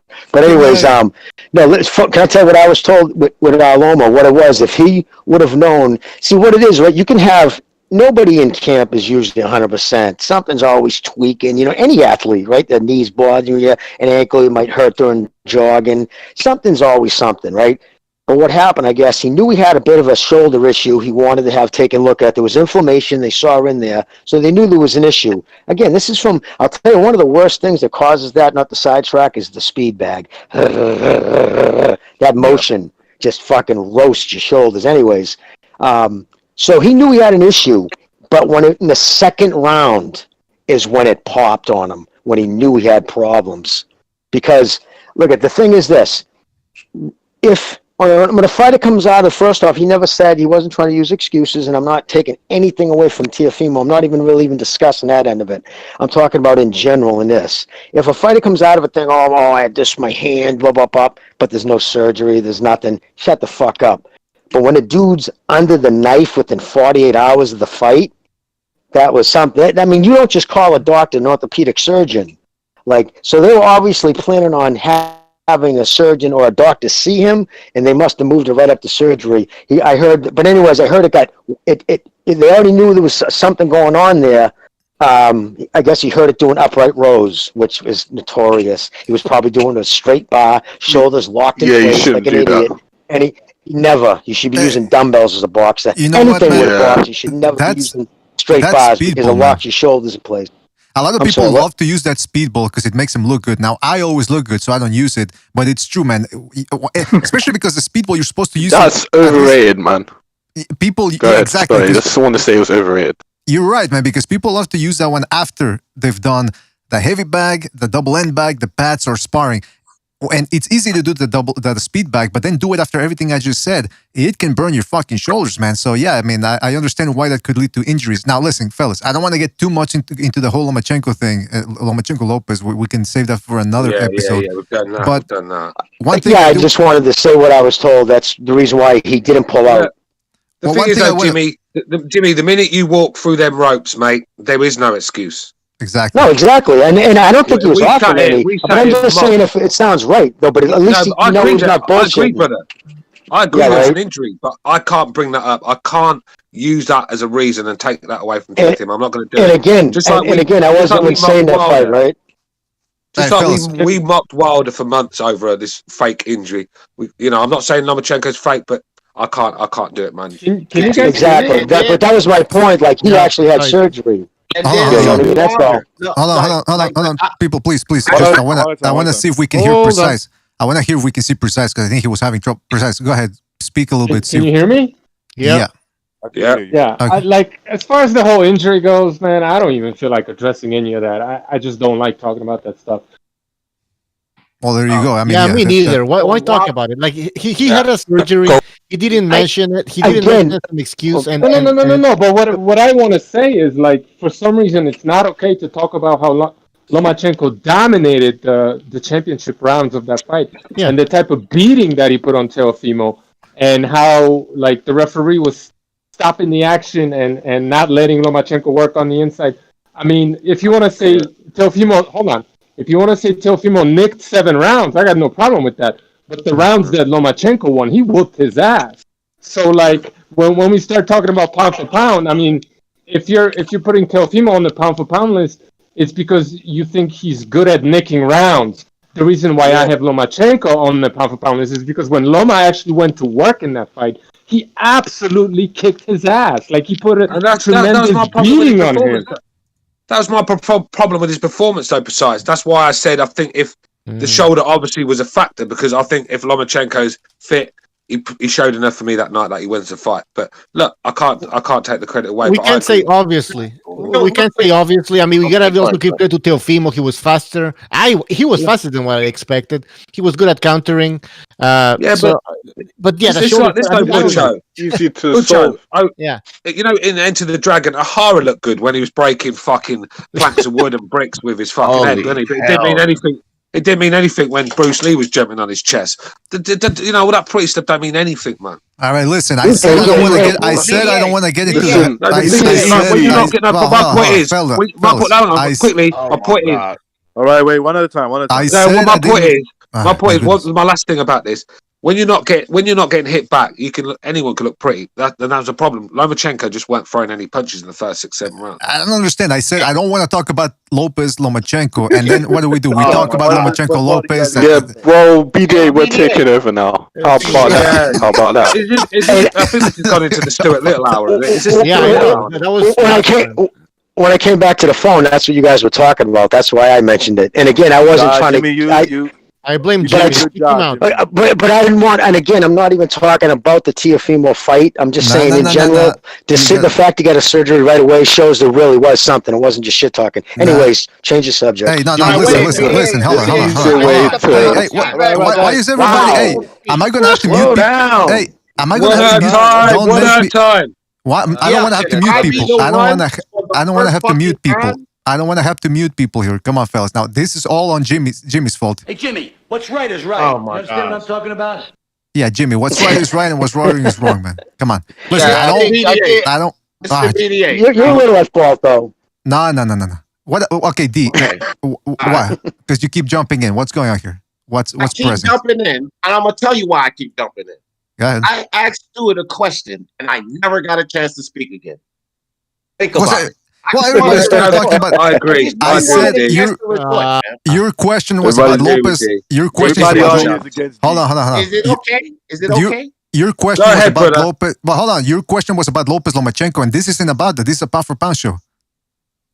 Okay. Yeah, but Lomachenko's part of the pound for pound discussion, so you got. But we're talking about freaking. We're gonna go. Listen. Guys, we gotta it's transition. So easy to solve this. We gotta hold on. We're gonna transition to second renaissance. I don't want to. I know how you motherfuckers are. If we get into the whole Lomachenko Lopez thing, we're gonna stay here for another 2 hours, and I'm not gonna do that. All right. I got chicken to eat, I want the second renaissance. We promise we'll be on our best behavior. Just let D finish. We're going to talk about it. If you guys keep it up, I'm going to mute you guys. Let D finish. Hang on a minute. Come on, guys. One at a time. Let D finish, then we'll move on. Go ahead, D. I'm going to start muting all you motherfuckers. Yeah, me too. Stop the shit. Go ahead, D. Yeah, no, all I wanted to say is respect, Stu. I understand your point of view on that. But I did want to precise. I heard what you said, fam. But you got to understand something here. This is just my whole view on it. I believe that he had a shoulder issue. Just like, I think somebody else said they dumped on Wilder, and then Wilder had a surgery after his fight too, right? So he had an actual injury too. My thing was just this. I respect what Stu said about it. Like, you can't lean on that shit. If you get inside of those ropes, you know what I mean? Some people said something was wrong, visibly wrong with Joshua when he went in with Ruiz. I said, fuck that. They say Wilder didn't look right when he went in with Fury. I say, fuck that. And so the same thing I'm going to say on this fight, fuck that. You know, but if his shoulder was, you know, torn up to in a situation where he couldn't do nothing, sure did do a lot with it those last rounds, because that motherfucker had me scared in that 11th round. So his shoulder damn sure looked, you know, like it was pretty good in those rounds. All right. Can I say something real quick? No, no, not about Lomachenko Lopez. I wanted to let we wanted to let D speak about his comment about Lomachenko Lopez, and that's it. Final one. I gotta move on here. Okay. Okay. We got, hey, real quick. Hold on. I'm taking over the show now. How about that? Go ahead, apology quickly. No, that's not gonna happen. No, don't let him go. Fuck it. Listen, here's the thing. PDA, real quick. Hold on. Take it to the second. Go ahead. No, that's cool, man. Go ahead. Recognize. Go ahead. Something we could take into the second renaissance. It's been fucking shootouts in downtown Manhattan. I'm in downtown Manhattan right now, and there's been shootouts in the fucking Wall Street area. What? Oh, yeah, this is insane. Has anyone seen Michael Stott around recently? Take Oh, $1 billion come on. Yeah, Hey, BDA, can I mention something about the speed bag? Yes, please. Yeah, show me what you got, man. The thing about the speed bag that I find useful is if you hit the speed bag for 3 to maybe 5 minutes on end, and you maintain your rhythm, it helps you with your concentration. When you fight 3 minutes in a round, if you can maintain hitting the speed bag for 3 to 5 minutes when you're fighting, that gives you a lot of ability to stay focused and concentrated on throwing punches and catching. And yeah, listen, I love that. I love the speed bags like punch back. Yeah, but like Gonzalo said, it's good to build up endurance for the shoulders and keeps you. Let me tell you something. When I started boxing, I would lower my hands, but the speedball it was one of the main things that prevented me from doing that, because it does teach you to always keep those goddamn hands up. Now, before we continue, we got Kenshiro on the StreamYard. Kenshiro, can you hear me? Yeah. Kenshiro, go ahead. Don't mute. Go ahead, Kenshiro. You're on mute. All right, listen, because I wanted to get to, you know, this show is all about the people. One other thing, BDA. Another good technique to do is to trap the bag. When you hit it, trap it like a counter puncher, like Marcus. That's a good technique too. Oh yeah, I'd love to do that too. Small one. And I would make him explode. That's how you break it. Yeah, I would make him explode too, like Marcus. Easy work, man. I even did it faster than Marcus. What do you think about that? All right, Kenshiro, you there, man? All right, listen. While we get Kenshiro, if he jumps in, I wanted to show you guys. If you can see the screen here, I'm sharing the OBS screen, or the YouTube screen rather. Well, let's get this done quickly. All right, I got a couple of names here from the pound for pound list, and I want one of you guys, or maybe all of you, to come to a decision, consortium, if you will, of what your pound for pound list is. All right, fellas. I don't know if you guys can see the screen that I'm sharing. Yeah, I can see it. Fantastic. So who wants to go and do this? Well, do it one at a time, or do it all? Oh, we're together. We'll do it together, I suppose. Fight. Yeah. Let's start with number 10. Okay. Let's start with number 10. Who would you guys have number 10, pound for pound? And by the way, better BF. Easy, better BF. Better BF, yeah. Yeah, I'm happy with Beterbiev there. Better BF. Having way up. Go ahead. No, I wasn't. I just said better BF. That's it, bro. I'll personally have him way higher. Crawford. Wow, if you put him higher, then you have to put him over. No, I think Estrada would probably be a better choice at 10. I think he's just sneaked in there. Golovkin. I put Golovkin 10. Oh yeah, there's Golovkin there. Terence Crawford. Yeah, I don't think I'm going to change my choice. It's true, and I think Beterbiev deserves to be a bit higher. It's crash. Just put Golovkin. Right? Just put Golovkin. Golovkin. Beterbiev. Okay, by the way, you're right. Golovkin. You're right. Because by the way, he came out off that win by the Bostic win. All right. Yeah, you're right, fellas. By the way, You hold just a real quick message. There's 10 names here right now, but I also got a whole other box with other names. So if you guys want to put somebody in there, like somebody like Josh Taylor or whatever, I got that ability too. So you let me know, and I got those names. So just real quick, you're saying Beterbiev then? Yeah. No. Can I say nice graphics? I'm not personally. Why don't we all just pick them one at a time, and then whoever adds up the most in the list sort of will do it like that? I mean, we're going to be arguing over. Real quick, then. Everybody, if you're okay with Golovkin, just say yes right now. Yeah. He's the gatekeeper of the pound for pound. No. Gatekeeper, get out of it. No, I'm not. Oh my goodness gracious. Nice graphic. He's a bum. I'm happy with Teofimo Lopez at number 10 right now. That's a good one too. Nice graphics, by the way, BDA. Thank you, man. Good job, man. Took me 10 seconds. No, seriously, man. Hey, that's not graphics. That's my house. Oh man. See, to be honest, can I just say real quick, dude? My pound for pound list are fucked. They would never rep. Because my pound for pound is this. Especially my age, man, I'm very selective of my time. And I'm not going to fucking follow or even watch a boxer unless I'm wicked excited. Like, believe it or not, I'd have Virgil Ortiz right now, or had a lot of those guys, because for me personally, that's how I do my list. The guys I'm the most excited to watch fight. Yeah. And I understand this. You know what I mean? I understand this way. So it's hard for me to, you know what I mean? So I'm just going to agree with probably everything you guys say, but just to let you know, that's how fucked up my list would be. Like, but then hey, Jimmy, then you're going to have Mickey Ward at number 1, aren't you? I mean, where are we going to go here, mate? You know, Mickey Ward was an exciting fighter to watch. Not that he's a grandfather now. No, I'm joking. I'm joking, bro. My point is, you can't just pick who you like. You got to pick on a sort of like. No, I'm just saying. But even if I don't like the person, it's the people I want to watch fight. But that again, I was just saying that's how I pick mine. Mickey Ward is one of the most entertaining fighters I've ever seen. Hey, by the way, speaking of, because fuck this pound for pound list, it's gonna take us 100 years to get through this. Just want to mention. Just real quickly, man. Real quickly, because I'm looking at the schedule here. First of all, we got Saturday's fights. We got 3 good fights. Santa Cruz, Davis, the undercard is absolutely stinky. It's horrible. Now I look at the news here. Mike Tyson versus Roy Jones Jr. exhibition to be on BT Sports box office pay-per-view on November 28th. Stu, what's going on here? This is the UK. This is the UK for you, isn't it?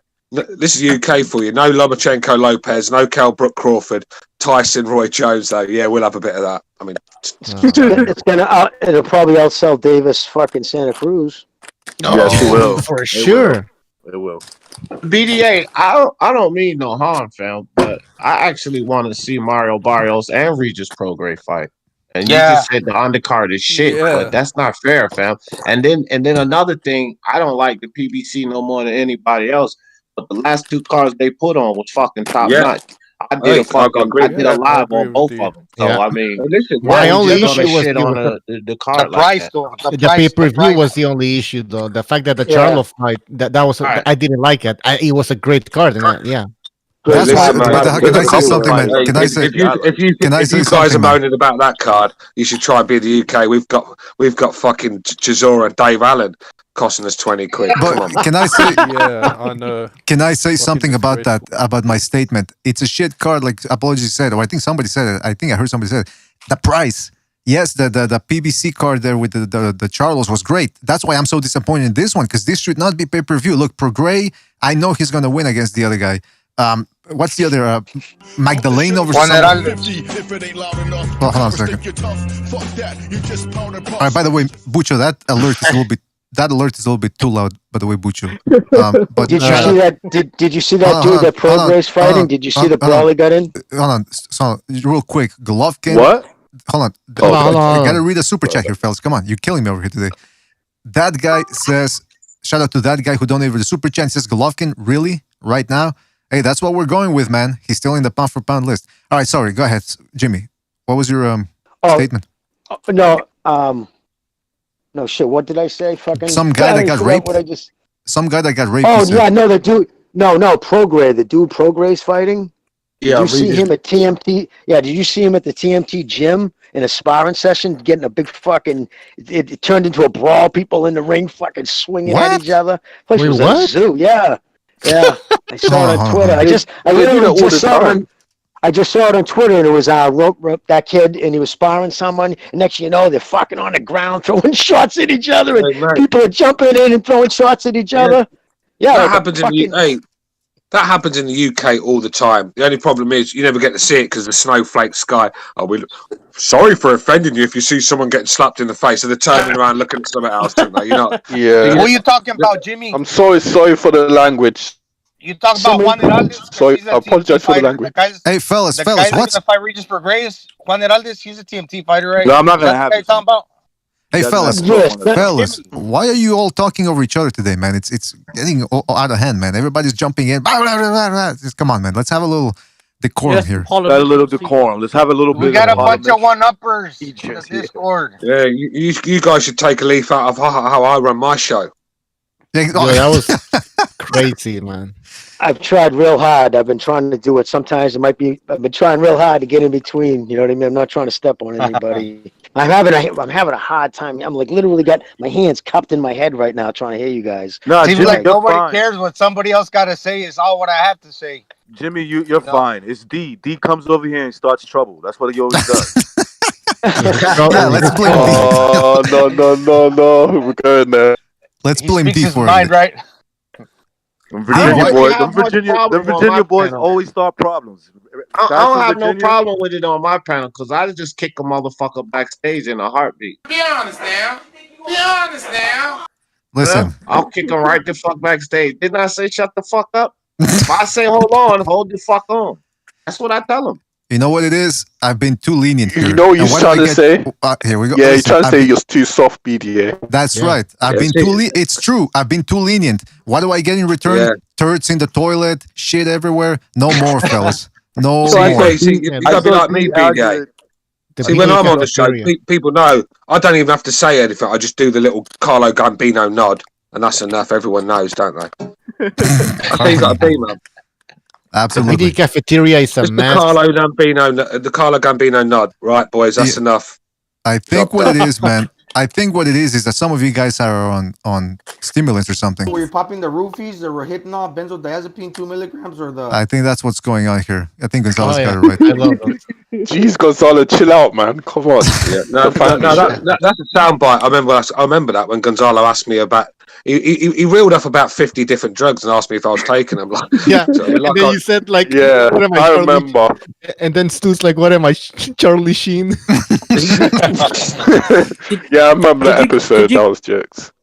Did Brilliant, you guys read absolutely brilliant. Do you know what? I actually do miss some of the old school shows, but obviously we've had to get a bit more professional than we were then. But I do actually miss the carnage that we used to get. Hey, by the way, back then we had low place. We had boxing styles, low place back then. Oh mate, it was like a fucking asylum for nut jobs, wasn't it? It's always the case though, Stu, right? The more followers you get, the more like prominence you have in like BDA and YouTube is starting to get really known, you know? Oh mate, yeah. That's what happens. You actually when you start getting an audience, you feel you have to start. You know what I mean? You miss those days. You have to try and you have to try and be a little bit more professional. I mean, like I said, it was as rough as it got at early days of BDA. According to some on YouTube, BDA is the racist channel. Yeah, that's right. Some things, but I remember when the LBC. Oh, go ahead. Well, actually, nothing. I was just saying I find it honest. If I find a lot of honesty on this show, man. I don't see that. Hey, Jimmy D. Gals. People. Oh, go ahead. Well, real quick, there's like Jimmy D. Gals donated a while back. He says, "Read my super chat." I did read it a while back, Jimmy D. Gals. I don't see your. He said Caleb Plant and David Benavidez should move up and fight Joe Smith Jr. and Beterbiev.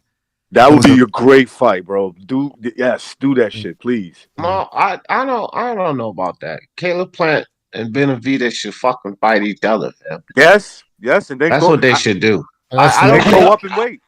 I doubt either one of them.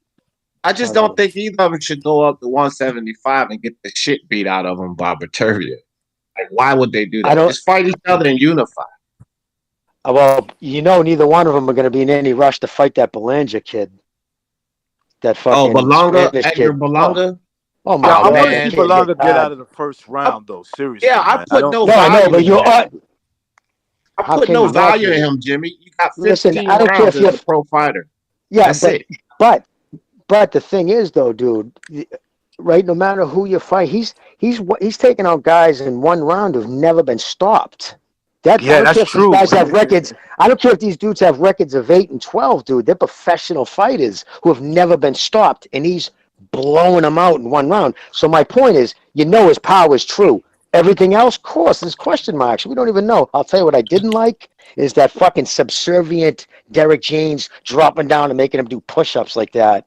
Fuck. Yeah, what was that about? What You the know fuck what was I that? noticed? It's for show. It's for show. No, It's just that's for a show. gimmick. That's what What? Berlanga does. That wasn't Derek James. That's a Yeah, gimmick. when he does No, something that's wrong. Derek James told him to do 15 for his mistakes. I guess that's the that- thing that- they do, but you don't do it during the fucking camera's still on. It belittled them.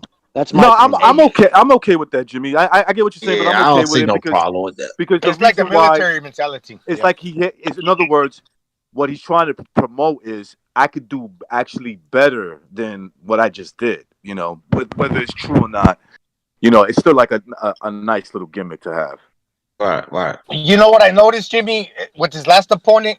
This guy walked in and he had like those Mike Tyson opponent stare that they're frightened. He's starting to have that effect, I think, with fighters. When they get in there, they're already defeated.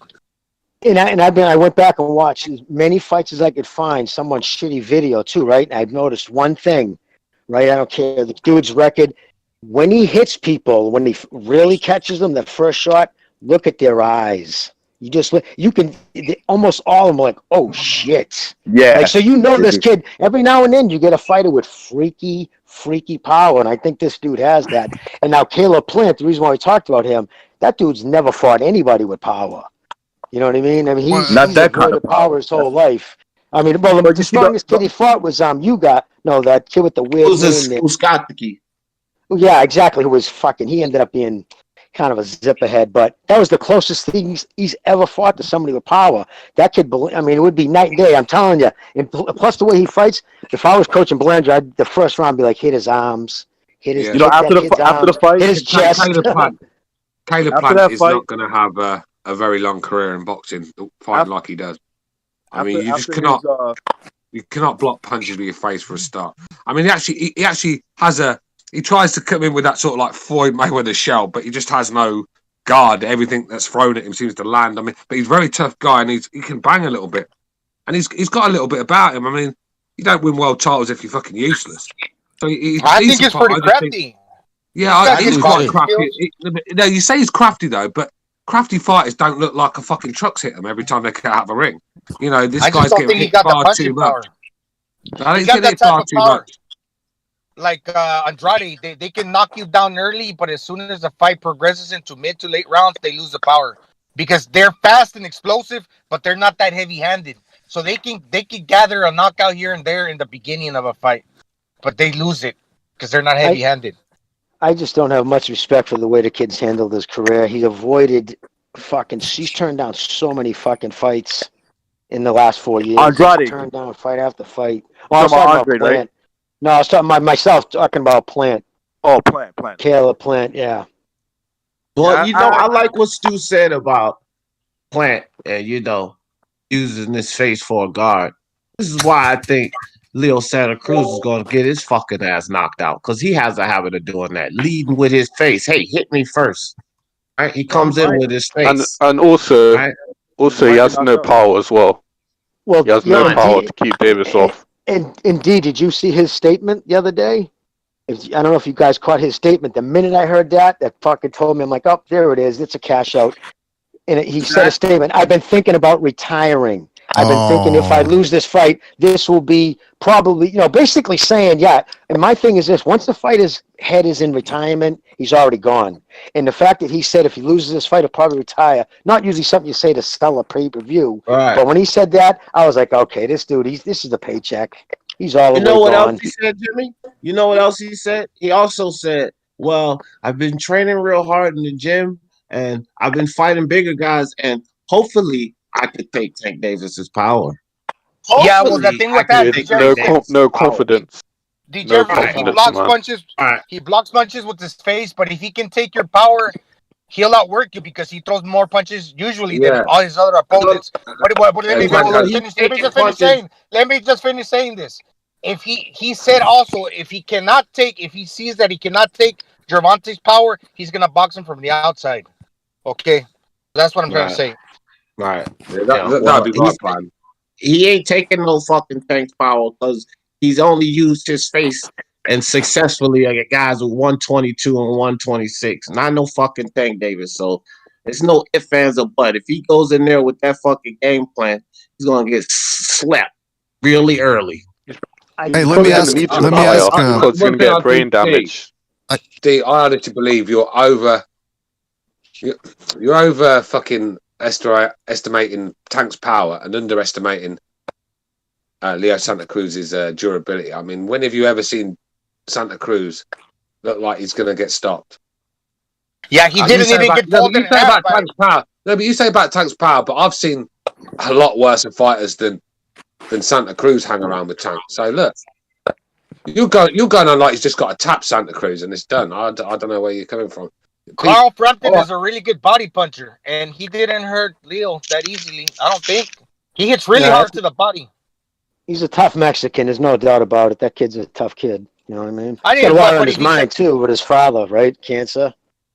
Yeah, if we catches him with the good punch, yeah, it's good night, Irene, man. If he gets him good. Let me respond. Let me answer Stu's question. He asked me a question. Okay, so we've seen Zepeda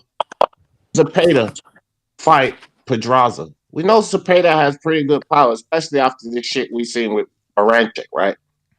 So Zepeda takes Pedraza to 10-round decision. And Tank fucking slept him. Again, Leo ain't getting hit by nobody like Tank. He's shown a chin against much weaker guys, smaller guys. Hold on, Stu. Let me finish. Pedraza was... Go ahead, Can I finish? Go ahead. Everybody, every single body at 130, when Tank was fighting at 130, that came up from 126 were absolutely demolished. That's why I'm thinking the way I'm thinking. Everybody. Yeah, but that Pedraza, what people don't realize is that was a weight drain Pedraza. That's true. At the weight. That's true. Hospitalized too for he had to get on bags, IV bags. He was hospitalized for hydration. Yeah, so you know what? If people keep going back to that as a reason why Santa Cruz is going to get knocked out, and I just and to Stu's point too, if you look at Tank's, I mean, 99th ranked, fucking 132nd ranked. I think the highest outside of Pedraza was 19th ranked. I mean, he fought absolute handpicked no-hopers. And the fact, I just can't get, like we always say, the last fight, you go by that. Man, he went, and he didn't throw many punches, and he looked bad against the one-legged shell of Gamboa. And I'll tell you right now, Santa Cruz, man, is a hell of a fucking lot fight. But, you know, he is busy. Exactly, Jimmy. But this is the thing with busy, right? Lomachenko's, for me, is a better fight than Teofimo Lopez. But if Lomachenko's not throwing his hands and Teofimo is, who's going to win the fight? This is the problem. Tank has too many lulls where he's not. And the thing is, Tank's not that sort of guy that just comes forward and lets his hand. He's like he does. Like I said, what's the word for him? He's an explosive sort of counter puncher, and that's what he is really. He doesn't really let his hands go as much as he should, because I think he's an explosive fighter, and I think he's very good when he's doing it. But he goes through lulls where he's not doing anything, and that's when Santa Cruz is going to nick rounds. Hey, can I say? I gotta jump in here real quick. I gotta jump in here. Yeah, I gotta jump in here real quick because we got Kenshiro on the stream here. He's been waiting a while here.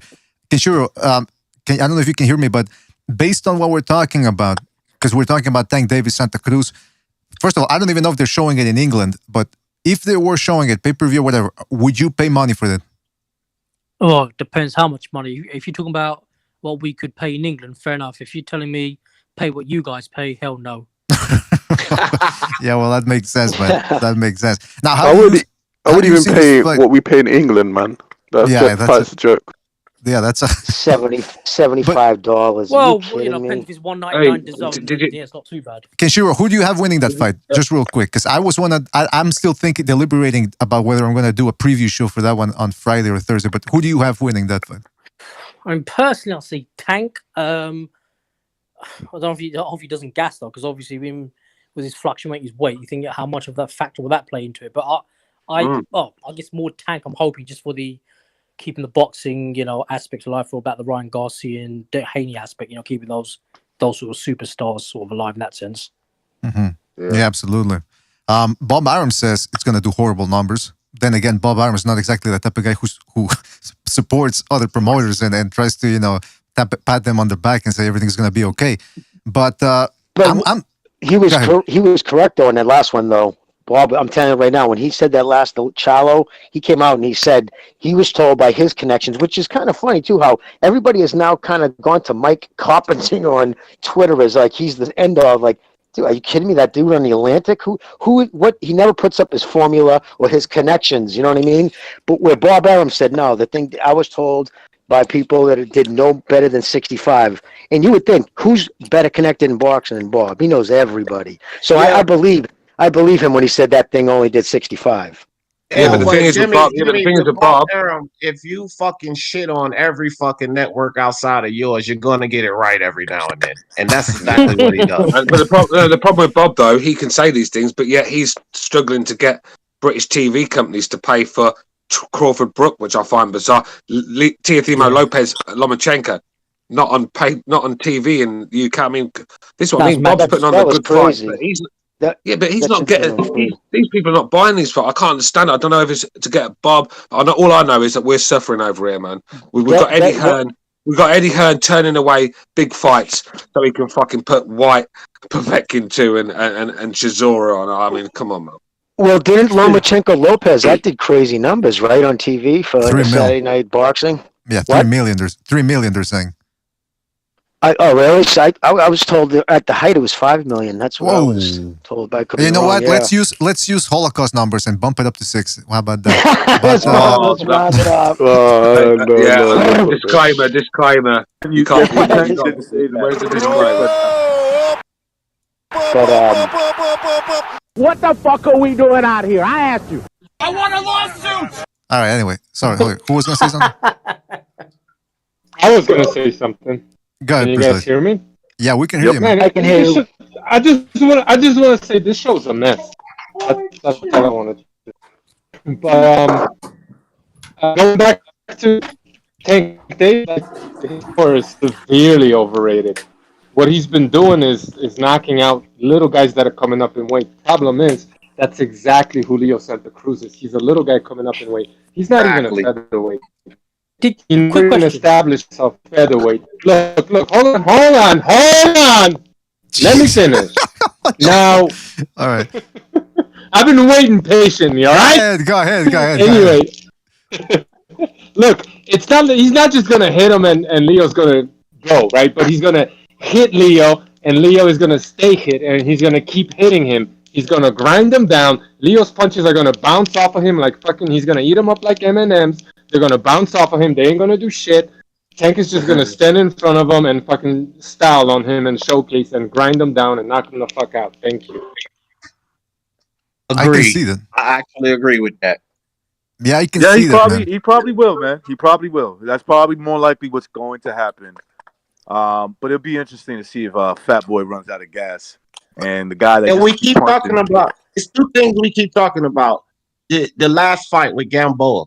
Well, has anybody taken a look at fucking Leo Santa Cruz last fight, which was his first fight against a fucking Miguel Flores?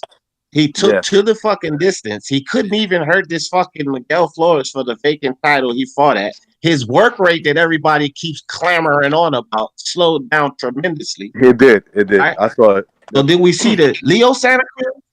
The work rate slowed down tremendously. See, people taking everything he did at 122 and 126. That ain't the Leo coming into the fight, and he's put on even more weight.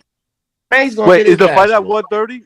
Is it at 130? Yes, it's at 130. Yeah, that's at 130. You know, the one thing that does worry me, though, for Tank Davis, because look, I say stop trying to get him to box. I want him to go straight at Santa Cruz from the first round, work that beanpole body of him and grind him down. I don't want to see another Errol Spence, Mikey Garcia. Oh, look, let me show you I can box too. Fuck that. Go after him. Now, I'm not saying go after him like a retard and throw defense out the window, but I want to see a stompage. The thing that does worry me, though, is Tank Davis was in shape against Pedraza. And there were times right there where he was clinching out of nowhere. He missed with 2-3 shots. Now, the thing that tells me is that even if he is in shape, because he puts so much mustard on his shots, he's got that big build and muscle mass, I think he actually does have to take a couple of breathers in between there. Now, if Santa Cruz can take it and maintain his work rate, it could be problems. But, hold on a second. Shout out to Chet Collins, who just contributed to the super chat, and he says, I got 99 problems, but a bitch ain't one. Hit me.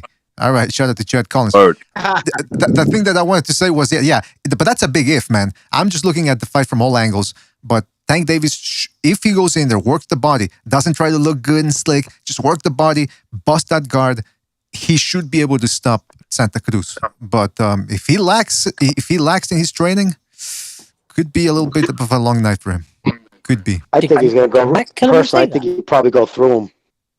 I think he's going to go through him because I don't think fucking Santa Cruz can hurt Tank. Tank's got a big, thick gallon neck, and he can take a shot, and he likes to brawl. I think he's going to go in. I think he's going to try to make a statement.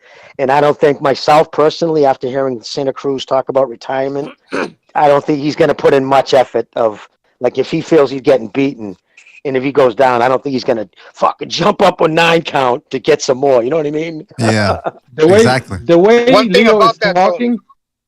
Go ahead, Precise. The way Leo is talking, it sounds like he wants to have a tear up. Bad idea. And Tank struggled to make 1-5. Then they suspended VADA testing, and now he's making 130. He's going to be in excellent shape. Okay, trust me. Did you guys hear me? No. I hear you now, brother. I missed your description. I caught you at the end. So repeat that. I'm just look.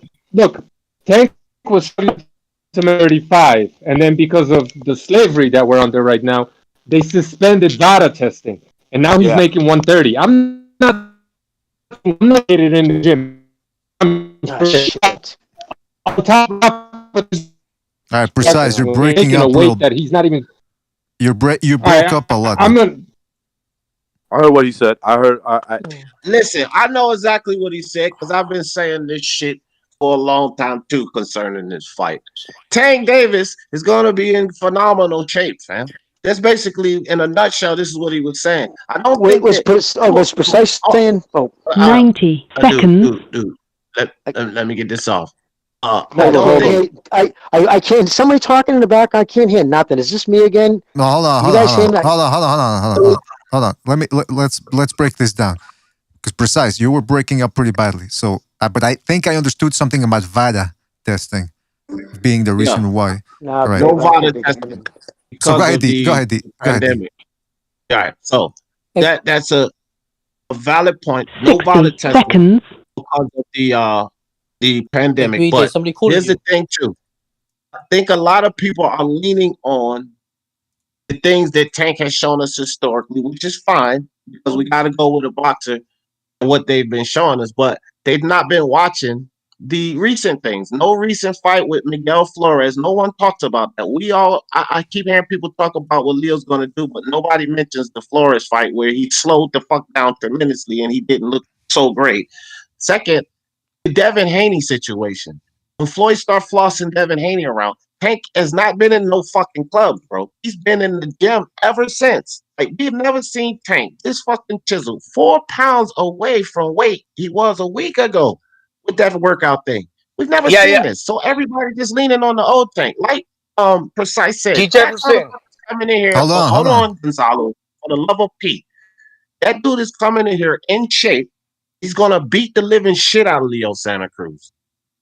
That's what I'm saying, D. Jefferson. You say that everybody says that what Leo's going to. I don't hear a lot of people playing up what Leo's going. He's got a chance because he's a world champion. He's got a chance because he's a world champion and he throws a lot of punches, man. And he's never been knocked out. Now I hear what everybody's saying. Oh yeah, he might get ice. It's a good night, Irene, for freaking Leo. But how do we know he doesn't have a world class chin? Have you ever seen him hurt before? Fucking Carl Frampton can hit really hard to the body, man. I think he even hits harder to the body than Tank Davis. So if Tank Davis has that one shot mentality at a time, like when he fought Cuello, that he's trying to land that power punch, and he doesn't succeed at hurting Leo Santa Cruz, who said by the time the fights ended, that if you go by CompuBox, that the guy's not going to outland Tank Davis. Now, does that mean he's going to get the fight? Probably not. But it's still an interesting fight where if Leo gets knocked out, I want to see it, man. Well, you know what, man? We're gonna continue. Remember, I said that it don't go past 6. So y'all give all y'all whatever. It don't go past 6. Remember, I said that. All right, we're gonna continue this conversation perhaps on Friday because I'm thinking maybe doing a Friday show the day before the fight, obviously. With that being said, fellas, we are gonna move on over now, transition to Second Renaissance because if we stay here longer, I'm not gonna have the energy to do the Second Renaissance. So thank you, fellas, for being on here. We got a couple of connection issues or whatever, but we're going to move on to Second Renaissance and continue the party over there. So fellas, go on over and check out Second Renaissance or non-boxing channel.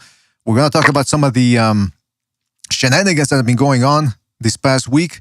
We got the election, the U.S. election coming up next week.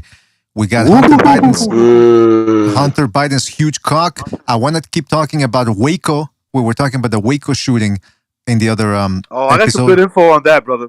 Absolutely. And I also want to talk a little bit about, you guys were talking about the Bay Area and shooting and all that.